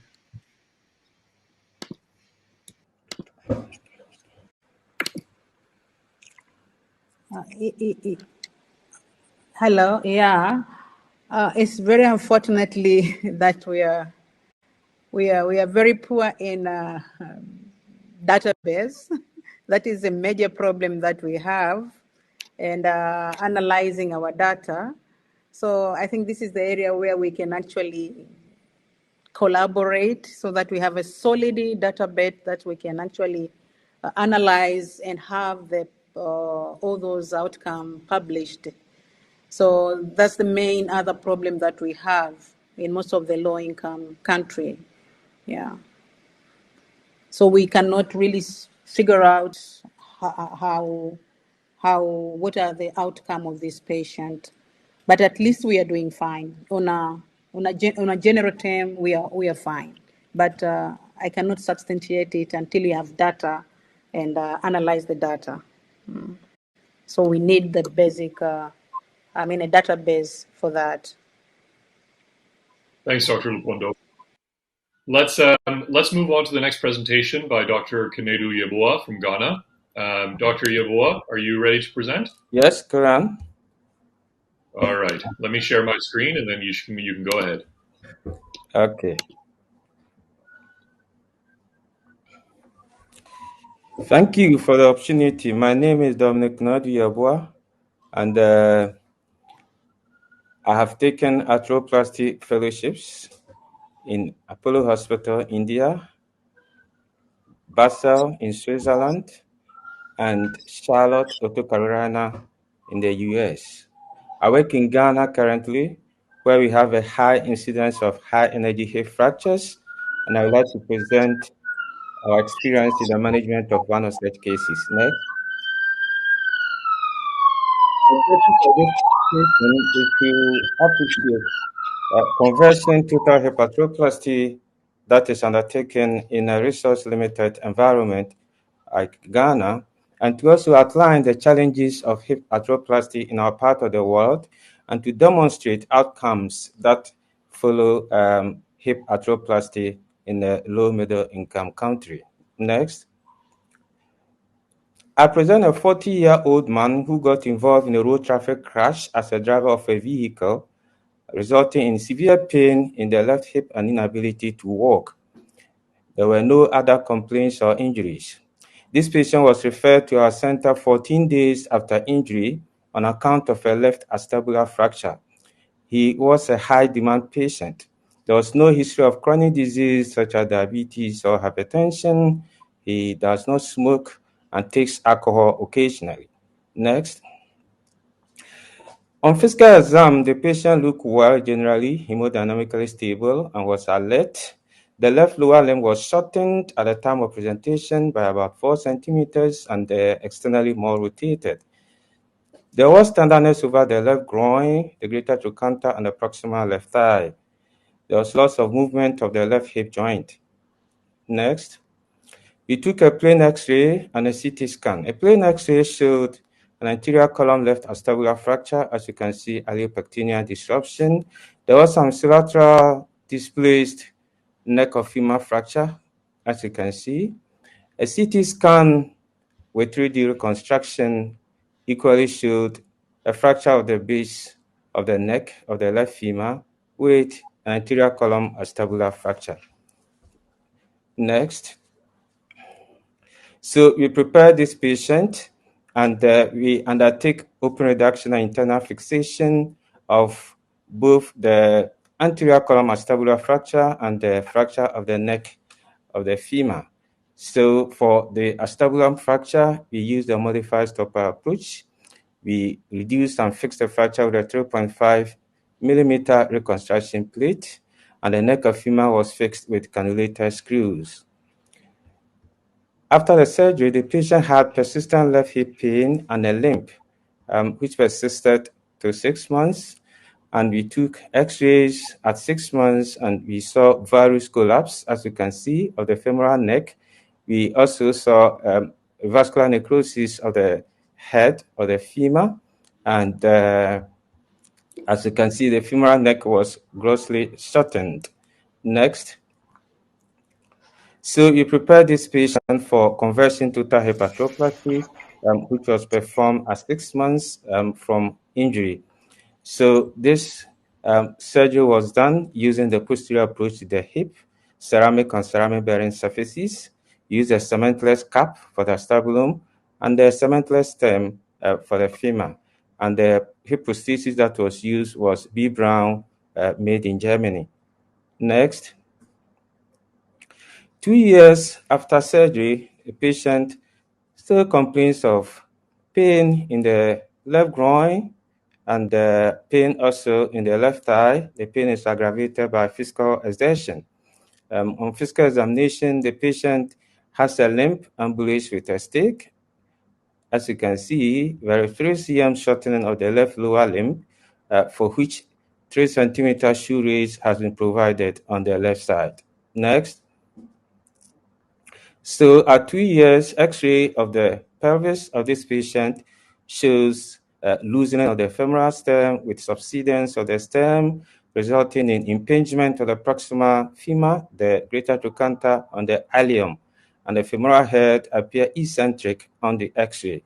We've undertaken ESR and C-reactive protein test. They don't show elevation.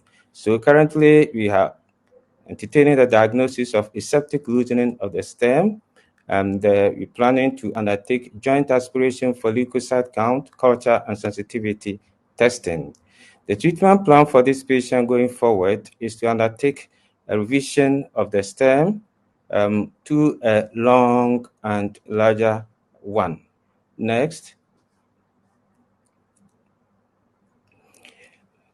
There have been a number of authors who have reported that in the management of femoral neck fractures, especially when they are displaced, the initial reduction and fixation, the quality of the reduction itself, and how early reduction is achieved are predictors of a vascular necrosis of the femoral head. So in the patient of our report, the patient had a significantly displaced neck of femur fracture, which was reduced and fixed at 16 days after injury. Equally, a number of authors have also shown that the incidence of reoperation after internal fixation or displaced femoral neck fractures ranges between 20 and 36%. And some authors have advised that based on the high incidence of reoperation, initial prosthetic replacement may be undertaken to avoid reoperation. So for this patient of our report, he has a failed hip fracture fixation, which was salvaged by conversion total hip arthroplasty. Again, it is widely reported that conversion total hip arthroplasty often presents with poorer functional outcomes, and the success rates are equivalent of those of revision total hip arthroplasty. Our patient at 2 years after surgery, after total hip arthroplasty, still complains of hip pain, and X-ray has shown loosening and subsidence of the stem. Next. So in conclusion, from this case report, we have concluded that if you have a displaced neck of femur fracture with ipsilateral anterior column acetabular fracture, when not fixed early and you delay to as long as 16 days after surgery, you run a significant risk of getting a vascular necrosis of the femoral head, varus collapse, and osteoarthritis of the hip. Conversion total hip arthroplasty should be anticipated in such cases of late fixation of femur neck fractures ab initio. And we are saying that meticulous surgical planning and attention to detail are necessary to maximize outcomes in terms of conversion total hip arthroplasties. Next. Thank you for your kind attention.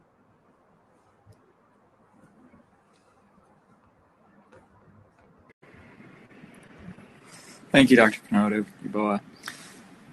That was a very interesting case, very tough case. He had a fixation, a primary conversion, and then a revision now. My question for you here is, was there any thought when you're so delayed to the fixation of just going straight to a total hip, if you had an intracapsular femoral neck fracture, maybe higher than a basis cervical, but would you consider, immediately, or would you always attempt the fixation that far out? Yeah, thank you for your question. Yes, this came to our mind. The main hindrance was availability of the prosthesis. In our part of the world, they are not covered by insurance, and we order them per demand as and when it's required. So the fixation of the neck fracture was to buy us time to arrange for prosthetic replacement. That's very interesting. How long does it take you to typically get the replacements? In Ghana, it takes between 2 weeks to 3 weeks to get a prosthetic joint delivered to you if you place an order.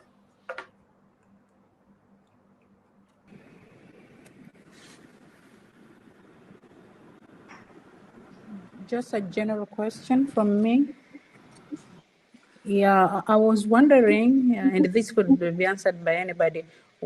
At what point in time, when you have somebody with acetabular fracture, you'll decide to do acute total hip replacement? What should you have to decide? No, this patient, I'm not going to reconstruct the acetabula. I'm going straight to do a total hip.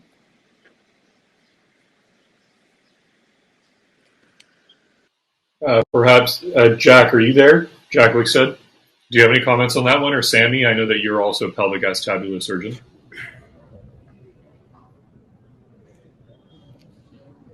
Yeah, so in our settings in general, we try to avoid acute total hip replacements just because the process is not readily available and it's not mostly affordable to many patients either. So, but if there are patients that afford it and it's available, there are certain cases that I would consider acute total hip replacements. But bear in mind that acute total hip replacements in certain acetabulum fractures is not going to be a straightforward hip replacement. You might need to reconstruct that acetabulum at times, and you might also need a revision or at least a 10 cap multi-hole shell. So you could at least bypass the fractures with sort of internal fixation of the plate acting as an internal fixation from within the acetabulum basically. So the cases that I would consider could be certain cases that come to you delayed. Say typically 3 weeks might be something that you see in the Western literature, but depending on the age, even late reconstruction for acetabulum fractures could be achieved. But in general, comminuted posterior fractures, with marginal impaction, femoral head injuries, and those that are past 50 years. Those are the key, one of the scenarios that I would consider, acute total hip replacement. Comminuted anterior and medial wall fractures in the elderly. You could also consider, acute total hip replacement in general. But late presenting cases where there is a reasonable congruence, and in a younger age group, you could consider, leaving them alone and delay them because they might do reasonably well even without, any intervention. And leave them alone and let them create, consolidated acetabulum, and then later on you could do a simpler hip replacement, say down after like 6 months or a more period of time.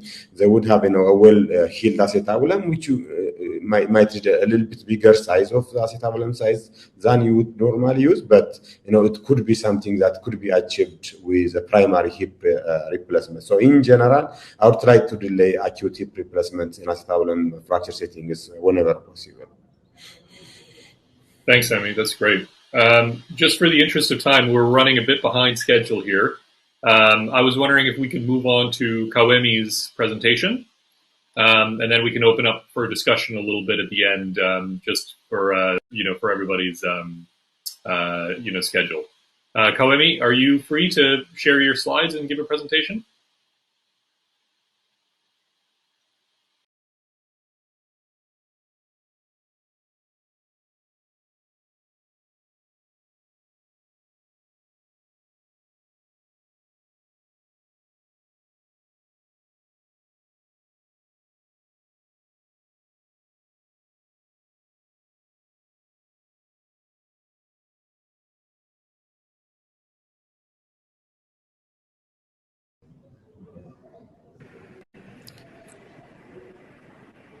Kwame, I believe you're still muted as well.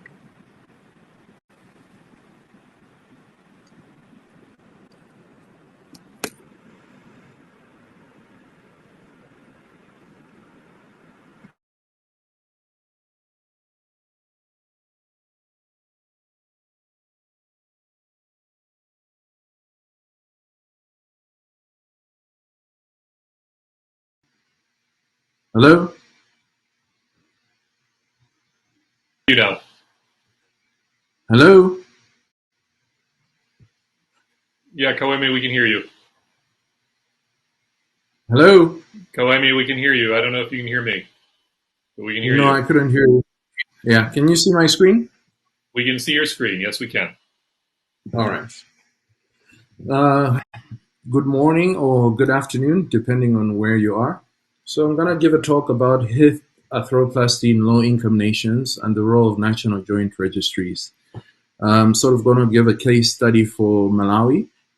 I am Dr. Kaweme Mofiro. I'm a consultant orthopedic and trauma surgeon. I work for the Kamuzu University of Health Sciences.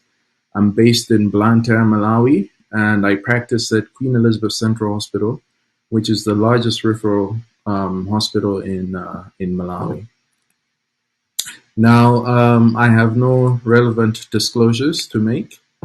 Now, the objectives of my talk are, I hope by the end of it, you will appreciate the practice and the results of hip arthroplasty in resource-constrained environments. I appreciate the role and results of national joint registries in resource-constrained environments, and hopefully appreciate the components of an effective and successful national joint registry. Now, just a bit about Malawi. Malawi is in the southern eastern part of Africa. Our neighbors are Zambia, Zimbabwe, Mozambique, and Tanzania. It's a relatively small country. It has three main cities, Mzuzu, Lilongwe, Blantyre. I work out of Blantyre, which is in the southernmost part of the country. Now, by most measures, it's what you'd consider a low-income country. 70% of the population lives on less than $2 a day. Life expectancy is at a small 63 years old, but we have a relatively large population at 20 million. Population growth annual is 2.6%. GDP is 12.63 billion. Per capita is 634.8 as of 2021, according to the World Bank. So we are firmly in what the World Bank would describe a low-income country. GDP is growing rather slowly at 2.8%. We are an agricultural-based economy, predominantly forex exchange. The green dollar comes from selling burley tobacco. I think we're the largest producer of burley tobacco in the world. So most of our foreign reserves actually come from our sale of tobacco.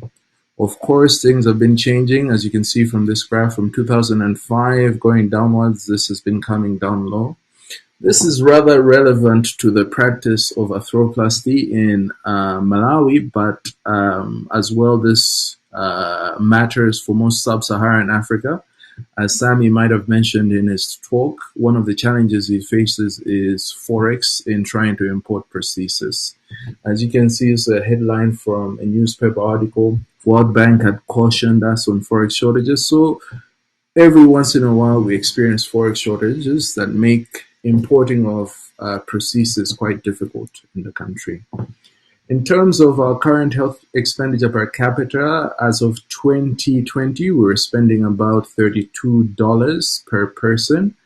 As you can see, this doesn't compare too favorably. This doesn't compare too favorably to what higher income countries spend on their citizens. They spend at least $6,180, while middle income countries spend up to $299. The average for sub-Saharan Africa is $73. So, we're far below what most sub-Saharan Africa spend. Now, communicable diseases take the lion's share of this funding. Orthopedics is relatively considered low on the priority list. In terms of physicians, we have a low number of physicians per 1,000 people. There are 14 specialist orthopedic surgeons who are concentrated in the major cities. Our workload is predominantly trauma. We have the fourth highest annual road injury mortality rate. There's little cutting time for court case orthopedics. In terms of our healthcare, it's free in government hospitals, and this is funded through taxation. There's currently no national health insurance in place, though there are plans to establish one. Private healthcare is available, and this is through private health insurance or self-payment. Now, in terms of arthroplasty, it's mainly available privately. We have knee and hip, and it's mostly primaries. The more complex revisions are usually sent for external referral. In terms of the public sector, usually arthroplasty is provided in the form of camps. So we occasionally have experienced high volume arthroplasty surgeons who come down to Malawi and mentor locals into performing arthroplasty. There's a variable availability of arthroplasty available in the public hospitals. As you can see, these pictures were taken from one of the major hospitals in Malawi, the central hospitals. So you can see this is a visiting high-volume arthroplasty surgeon with local surgeons from Malawi in clinics, seeing a patient, reviewing him before the camp. And you can see one of the surgeons operating with one of the local surgeons, thereby ensuring that local surgeons are mentored and they skill transfer, and patients that they operate after they've left get proper care in terms of follow-up for complications. Now, our challenges, Sammy has mentioned, these are not so different from what they face in Ethiopia. We have implant limitations, and this has largely to do with cost, but as well inability to purchase implants because of Forex. We have low volumes as a result of the cost as well, and this affects training of our residents, and as well in terms of the practice of the local orthopedic surgeons. So they have low number of arthroplasty cases under their belts. Outside of seasonal arthroplasty camps, it's only available privately. So this limits training of our residents, since our residents, they mainly do their training through the public sector. Now, it's not a very attractive market for prosthesis manufacturers, Malawi, because we're a low volume center. So we do not have a supplier within the country. We have to actually order from neighboring countries, either South Africa or Kenya. So there's no local prosthesis supplier. Now, Malawi's circumstances are not unique. They can be extrapolated to most sub-Saharan African countries. There are relatively low orthopedic surgeon numbers, relatively low arthroplasty volumes, the limited resource capacity for revision cases, inadequate health sector financing, patient demographics and indications are definitely different from higher income nations. And there's a very big need for arthroplasty services. This is about Malawi, but I might as well be talking about any country I could pick up on a map in sub-Saharan Africa. Now, which brings me to this research paper that was done by Peter Davis and all, looking at total joint replacement in sub-Saharan Africa. So this was a systematic review. They excluded South Africa. I think we'll all appreciate the economics of South Africa is rather different. They are within sub-Saharan Africa, but they have first world resources. So there were 12 papers reporting a total of 606 total hip replacements. Avascular necrosis was the most common indication for total hip replacement. This is in contrast to what has been reported in Western literature, where the prevailing indication is arthritis. HIV prevalence was up to 1/3 of the patients who had total hip replacement had an HIV prevalence of were HIV positive. Now, improvements were definitely seen in patient-reported outcomes, so Harris hip score and Oxford hip score. The dislocation rate in THR was only 1.6%, and the deep infection rate was 0.5% for total hip replacements. What was common in general was that none of the theaters that were used in the papers had laminar airflow. Of course, the importance of this in recent literature has been questioned, but this is an important factor to note as well. DVT prophylaxis and perioperative antibiotics were standard, and almost all patients were fully weight-bearing by J2. What this review generally showed were good results with comparable complications to high-income countries. Of course, what was disappointing to note from the papers reviewed is that data on HIV status was generally poor reported. Most of the studies had excluded analysis of the results from HIV-positive patients. However, Graham et al., based on data from Malawi National Joint Registry, reported on a cohort of HIV patients undergoing THR. They had excellent results, no complications. Mean follow-up was 42 months. In general, inpatient mortality within sub-Saharan Africa from this systematic review was 0.2%. And as I mentioned, the Harris Hip score improved in most of the studies. Now, as far as I'm aware, and as far as it could be ascertained from this systematic review, Malawi is the only country in sub-Saharan Africa to have a dedicated national joint registry. The majority of the data was from local prospective databases, as seen in the systematic review. This presents a problem in that there's a possibility of a reporting biases. As surgeons, we tend to only report our best results. If you go to a conference, you're not going to, in general, report your worst cases, you report the best ones. So those that tend to publish tend to come from centers where the results are generally good. As opposed to data that's obtained from the National Joint Registry, you don't have the option of cherry picking your results. Now, Malawi has a National Joint Registry. It's run by the Malawi Orthopedics Association. Now, registries allow epidemiological and demographic studies, as well as comparison of outcomes across implants and institutions within a country. Now, there are definitely benefits to having arthroplasty registries to low-income countries. I like this quote from one of the authors in the systematic review that said, the aims of an African hip registry are different from those of a Western registry. Implants and techniques are not the main issue. This is not what should be the focus. Now, in general, for low-income countries, having a national joint registry will help highlight weaknesses in orthopedic training and practice. Of course, offer valuable demographic information on patients, as I've already discussed that the demography that we're starting to see within sub-Saharan Africa is different from the West. And this helps determine our current and future needs for the sub-Saharan African population. There's a possibility as well of identifying unsuitable implant designs and manufacturers. So you're able to tell whether one manufacturer has an unreasonably high implant failure rate and whether they are causing potential harm, especially in a setting where we're always trying to get more bang for our buck and we're using traditional implant suppliers. Now, of course, as I said, problem is we don't have the data. We have small studies.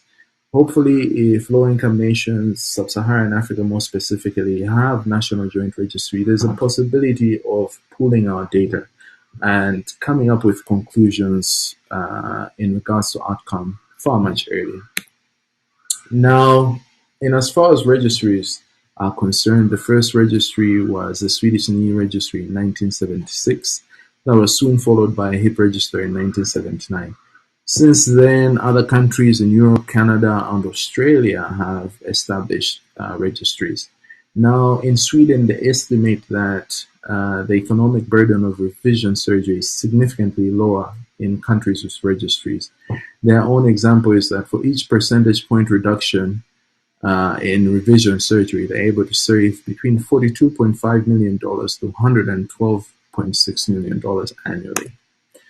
Now, in general, people often agree that to have an effective joint registry, you need a joint registry that provides timely feedback to stakeholders. Stakeholders in this case would be the surgeons and the manufacturers of different implants.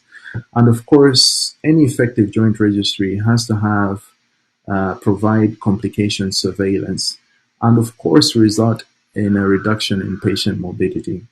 And an effective joint registry as well should be able to monitor new surgical techniques and implant technology and provide this information to stakeholders. Now, in order to have a successful national joint registry, there's certain components that you need to have, at least 4 important components that you need to have. One, you need good funding and organizational control.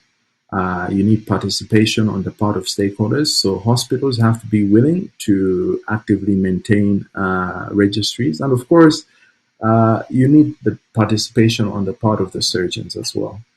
And you need to make sure you have good data management. So garbage in, garbage out. Monitor the quality of your data actively. It should be an active process. And of course, there's no use of having a national joint registry if there are no mechanisms for giving feedback to stakeholders. So this needs to be available. Now, Malawi recently published 10-year outcomes from the National Joint Registry in regards to total hip arthroplasty. There were about 83 total hip arthroplasties performed in 70 patients. The mean age was 52 years. And this cohort included at least 24 patients who were HIV positive. As I mentioned, the main indication for surgery was AVN. 41% of the hips had AVN. There were no deaths perioperatively and no complications at 6 weeks. Now, 46 of the patients were seen at 10 years postoperatively with good Harris hip scores and mean Oxford hip scores. 5 hips were revised due to loosening.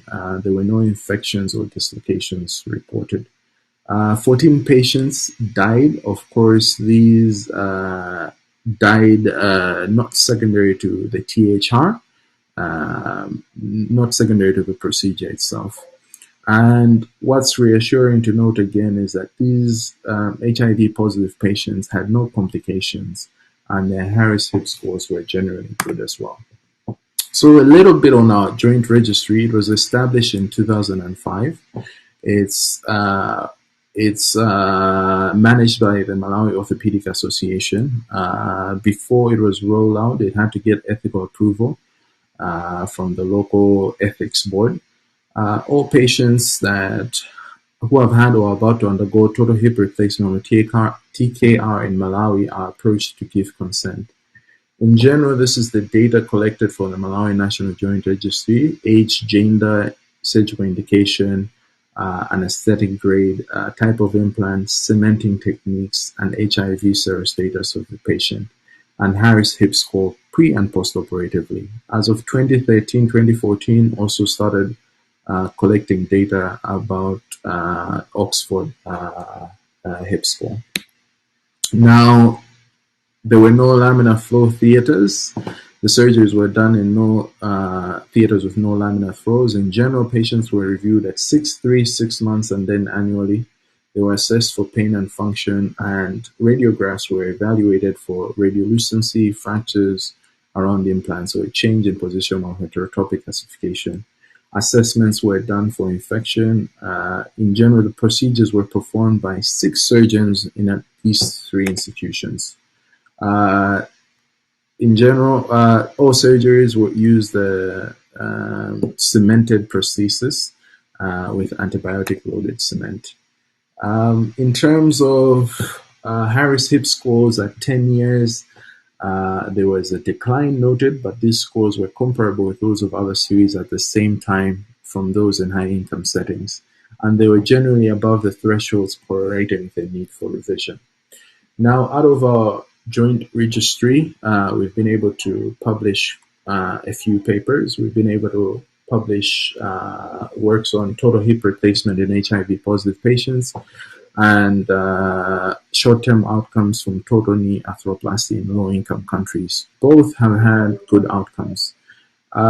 Motivated by our National Joint Registry, I think Zambia has made some inroads towards establishing their own National Joint Registry, and they published a paper reviewing their registry. As far as I'm aware, there isn't a country in sub-Saharan Africa who is currently managing a National Joint Registry.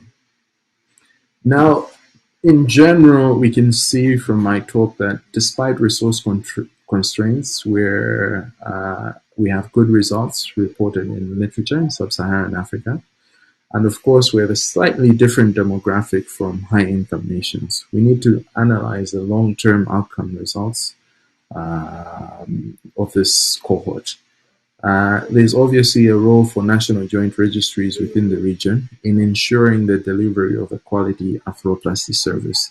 My hope is after this talk, we can seriously consider each within our own countries introducing our own national joint registries, and thereby as well standardizing the data that is controlled, and thereby allowing us to pull data from different countries and come up with long-term outcome results for our patients.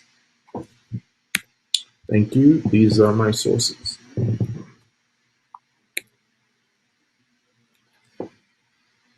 Thank you, Kawemi. Excellent presentation, very interesting. I think that it's very clear to me that even from the case presentations done today, that there's a big need for a joint registry that's sub-Saharan African wide, perhaps. So it seemed like there was some interest among the presenters and the faculty, so we should continue this conversation. It would be something that we would, at Harvard, be very interested in trying to find a way to support, if there's any way that we could do that. But I'll open it up to, sorry, David, go ahead if you had any questions and for any of the faculty. No, I thought that was wonderful, Dr. Kwame. I would just ask, what would you recommend are the first steps to starting a registry for those countries that might want to begin? I think first of all, there needs to be a consensus by the local orthopedic association that this is the direction you want to go, because that's the most important part. You have to have a take-in by the local surgeons. Now, there's no use establishing a national joint registry when 2/3 of your surgeons are not willing to report their outcomes. I think once you have a buy-in from the local orthopedic association, everything else becomes easier, because I think they are going to be the stewards of the National Joint Registry. It helps in Malawi that this consensus was easily reached because we have a small number of surgeons. So we could generally agree, but when you have 100 surgeons, it makes it even more challenging. Sammy and maybe Victor from Kenya and Violet from Tanzania, has there been any thought into creating these sorts of registries in your settings? Yeah, Victor here from Kenya. Yes,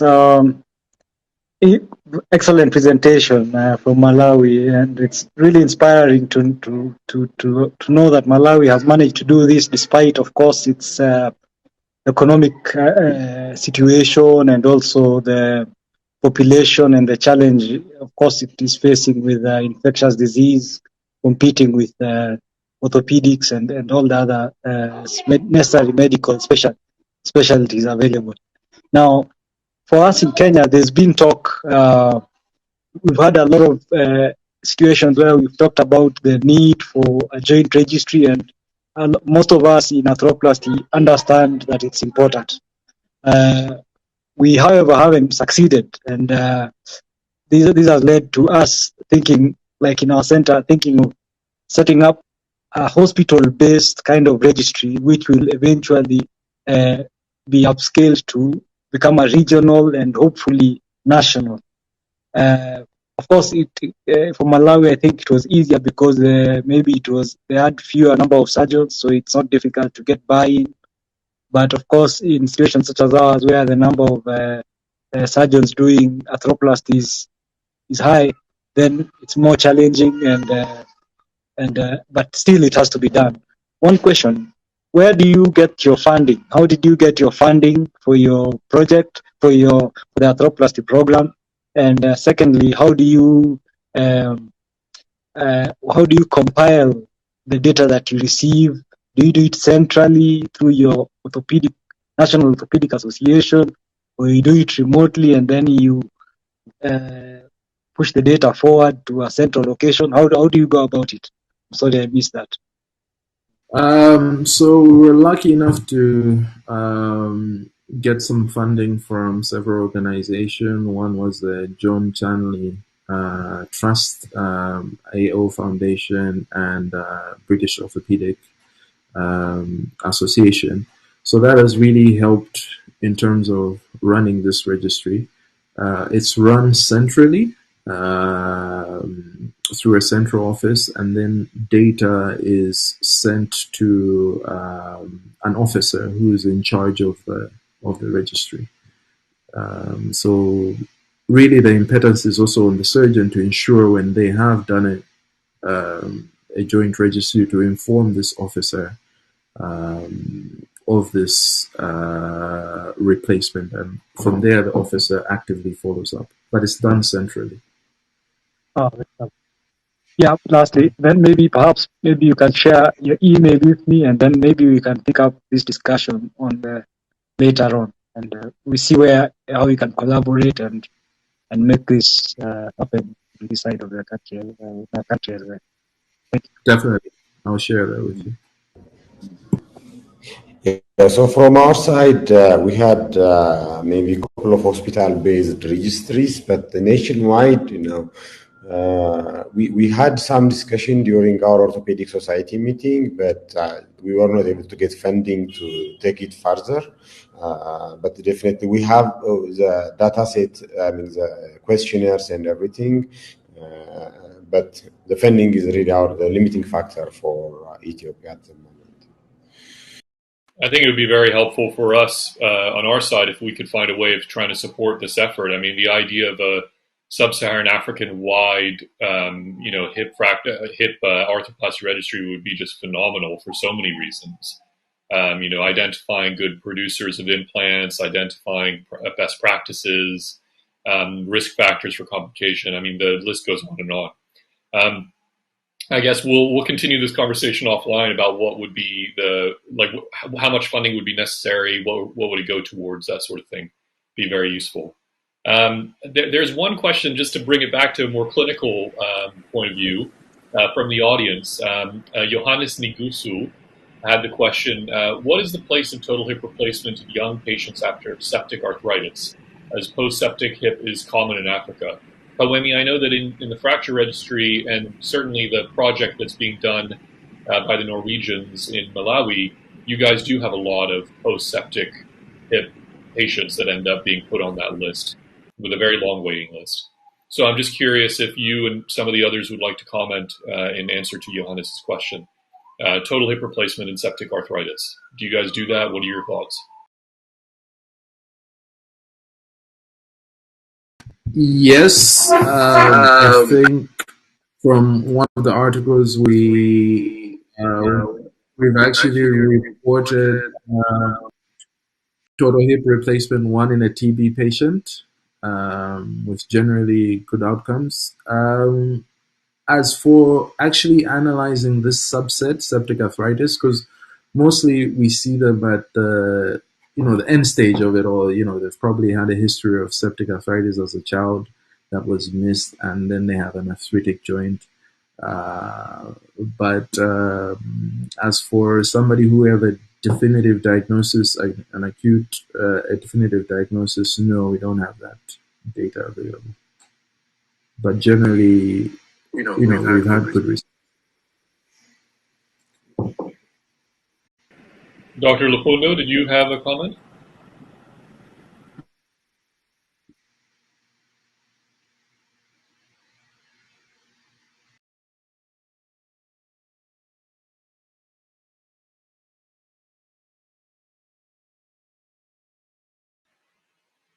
Any other comments about that? I think that the question was for, post, septic arthritis happened as a kid. They have obviously arthritis, and then doing those cases. I think it's a common indication.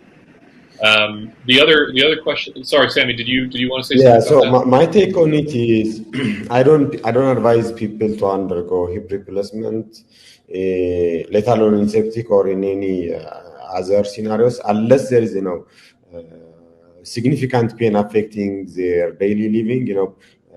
I don't recommend them at all. I strongly advise them against this. Patients we see every now and then come to us with ankylosed hip without pain, post-septic hip. They come asking for hip replacement with shortening, complaint, things like that. So my take on it is, it's not an easy thing. Hip following TB is straightforward, basically. You need to deal with TB and prevent reactivation and things like that. But for septic hip, it's a different ballgame. The femoral side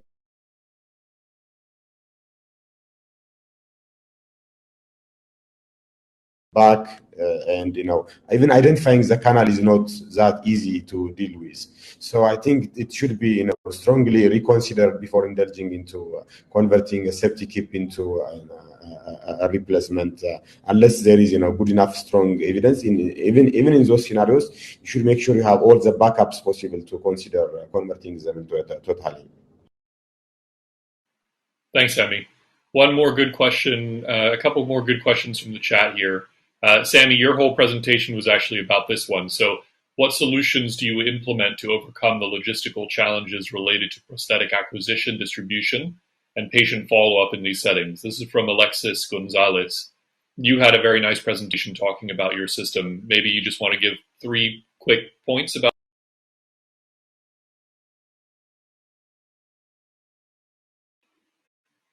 You're muted, Sammy.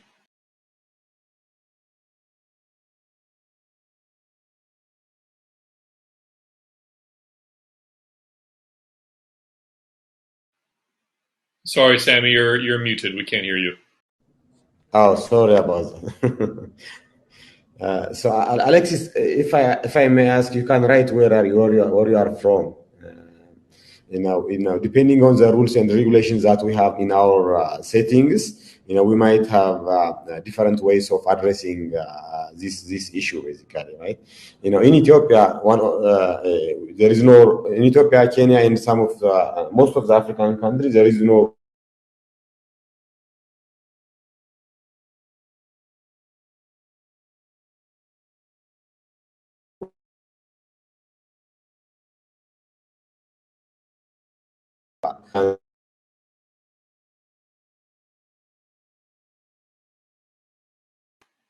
Oh dear. Sammy, I think your connection is cutting in and out a little bit, I'm afraid. Can't really hear you. Yeah, there you are. Can you hear me now? Yeah, we can hear you now. Okay. So basically, the main issue that we have at the moment is, the supply is quite limited. So trying to get funding and donations is always very challenging and limiting. In terms of the type of supplies, the inventory you get is quite limited. So I think the way forward is, to find a reliable people to address this by importing it, or if you can get into it, you can actually solve most of the issues, including the cost and things like that. I think the way forward, if your country's rule is not against you, importing it, that might be the way forward. But again, you have to think twice, and know your demography to get the appropriate stocks at hand. Thanks, Sammy. And I think the takeaway that I took from your presentation is you created your own importation company. You have wonderful relationships with the Ministry of Health and the FDA in order to get these devices into the country. It requires building that network and being creative to find the solutions, which I thought was really inspiring from your talk. The last question I have here before we'll wrap things up is from Samson Tule. How do you adjust limb length in a very deformed acetabulum and shortened limb? What is the place of using C-arm when you want to put the cup where it should be? Maybe I'll pose this one to Dr. Kanedu Yaboa. Dominic, do you have a comment on that one? And perhaps also Keba Marina, if you would like to comment on that too. It'd be great to hear from you. Yeah, thank you, Karen. The shortening, it will depend on what is causing the shortening. If it is due to subsidence of the stem, like the case we presented from Ghana, in that case, you have to address it specifically. But if it's due to a dysplastic acetabulum, then you need to set your cap at a level that will restore the center of rotation of the hip. And using C-arm or intraoperative imaging could be very helpful in making sure that you don't have a high set center of rotation. Thanks, Dominic. Keba, are you there? Do you have any comments on that one? Yeah, I think the key with any surgery really is proper planning prior. And I think if you can template well early on. So again, it does depend on the supplier. I mean, the supplier I use, we're able to get templates from them as well. So the difficulty then is getting the proper x-rays. But if you get the proper x-rays, you ensure that you do your pre-op templating. Then it gives you a better idea of where you want to place both the components, the acetabulum and the femoral component, before you start. And then intraoperatively, if you find any big variance on what you're expecting, then that's when you start to have to think on your feet and see what you can do to change it. But yeah, it's not easy. I mean, even having a C-arm, for those who do have a C-arm, introducing again, if you don't have a C-arm cover, that's introducing something that's not sterile into your field, and there's a lot of things that will prevent you from doing that. So I think it can be challenging. And also the other, I think in the question, as you talked about a lot of shortening. You have to be realistic as to how much shortening you can correct. And I think you just have to have the discussion with the patients beforehand. If you have a patient with a 5 centimeter shortening, which often we do see sometimes, you just say to you have to be realistic that you can't correct all the shortening. I've had 1 or 2 patients with some sciatic stretch and pain afterwards from trying a little bit too much to try and reconstruct the length, and sometimes you just have to accept that it's that you're not going to get it all the way. Great comments, thank you. As I get the last set of slides up and running for our conclusion, are there any more comments? Kiran, can I make one suggestion? Please. Yes, I think that just as you suggested, we need to merge our data across Africa.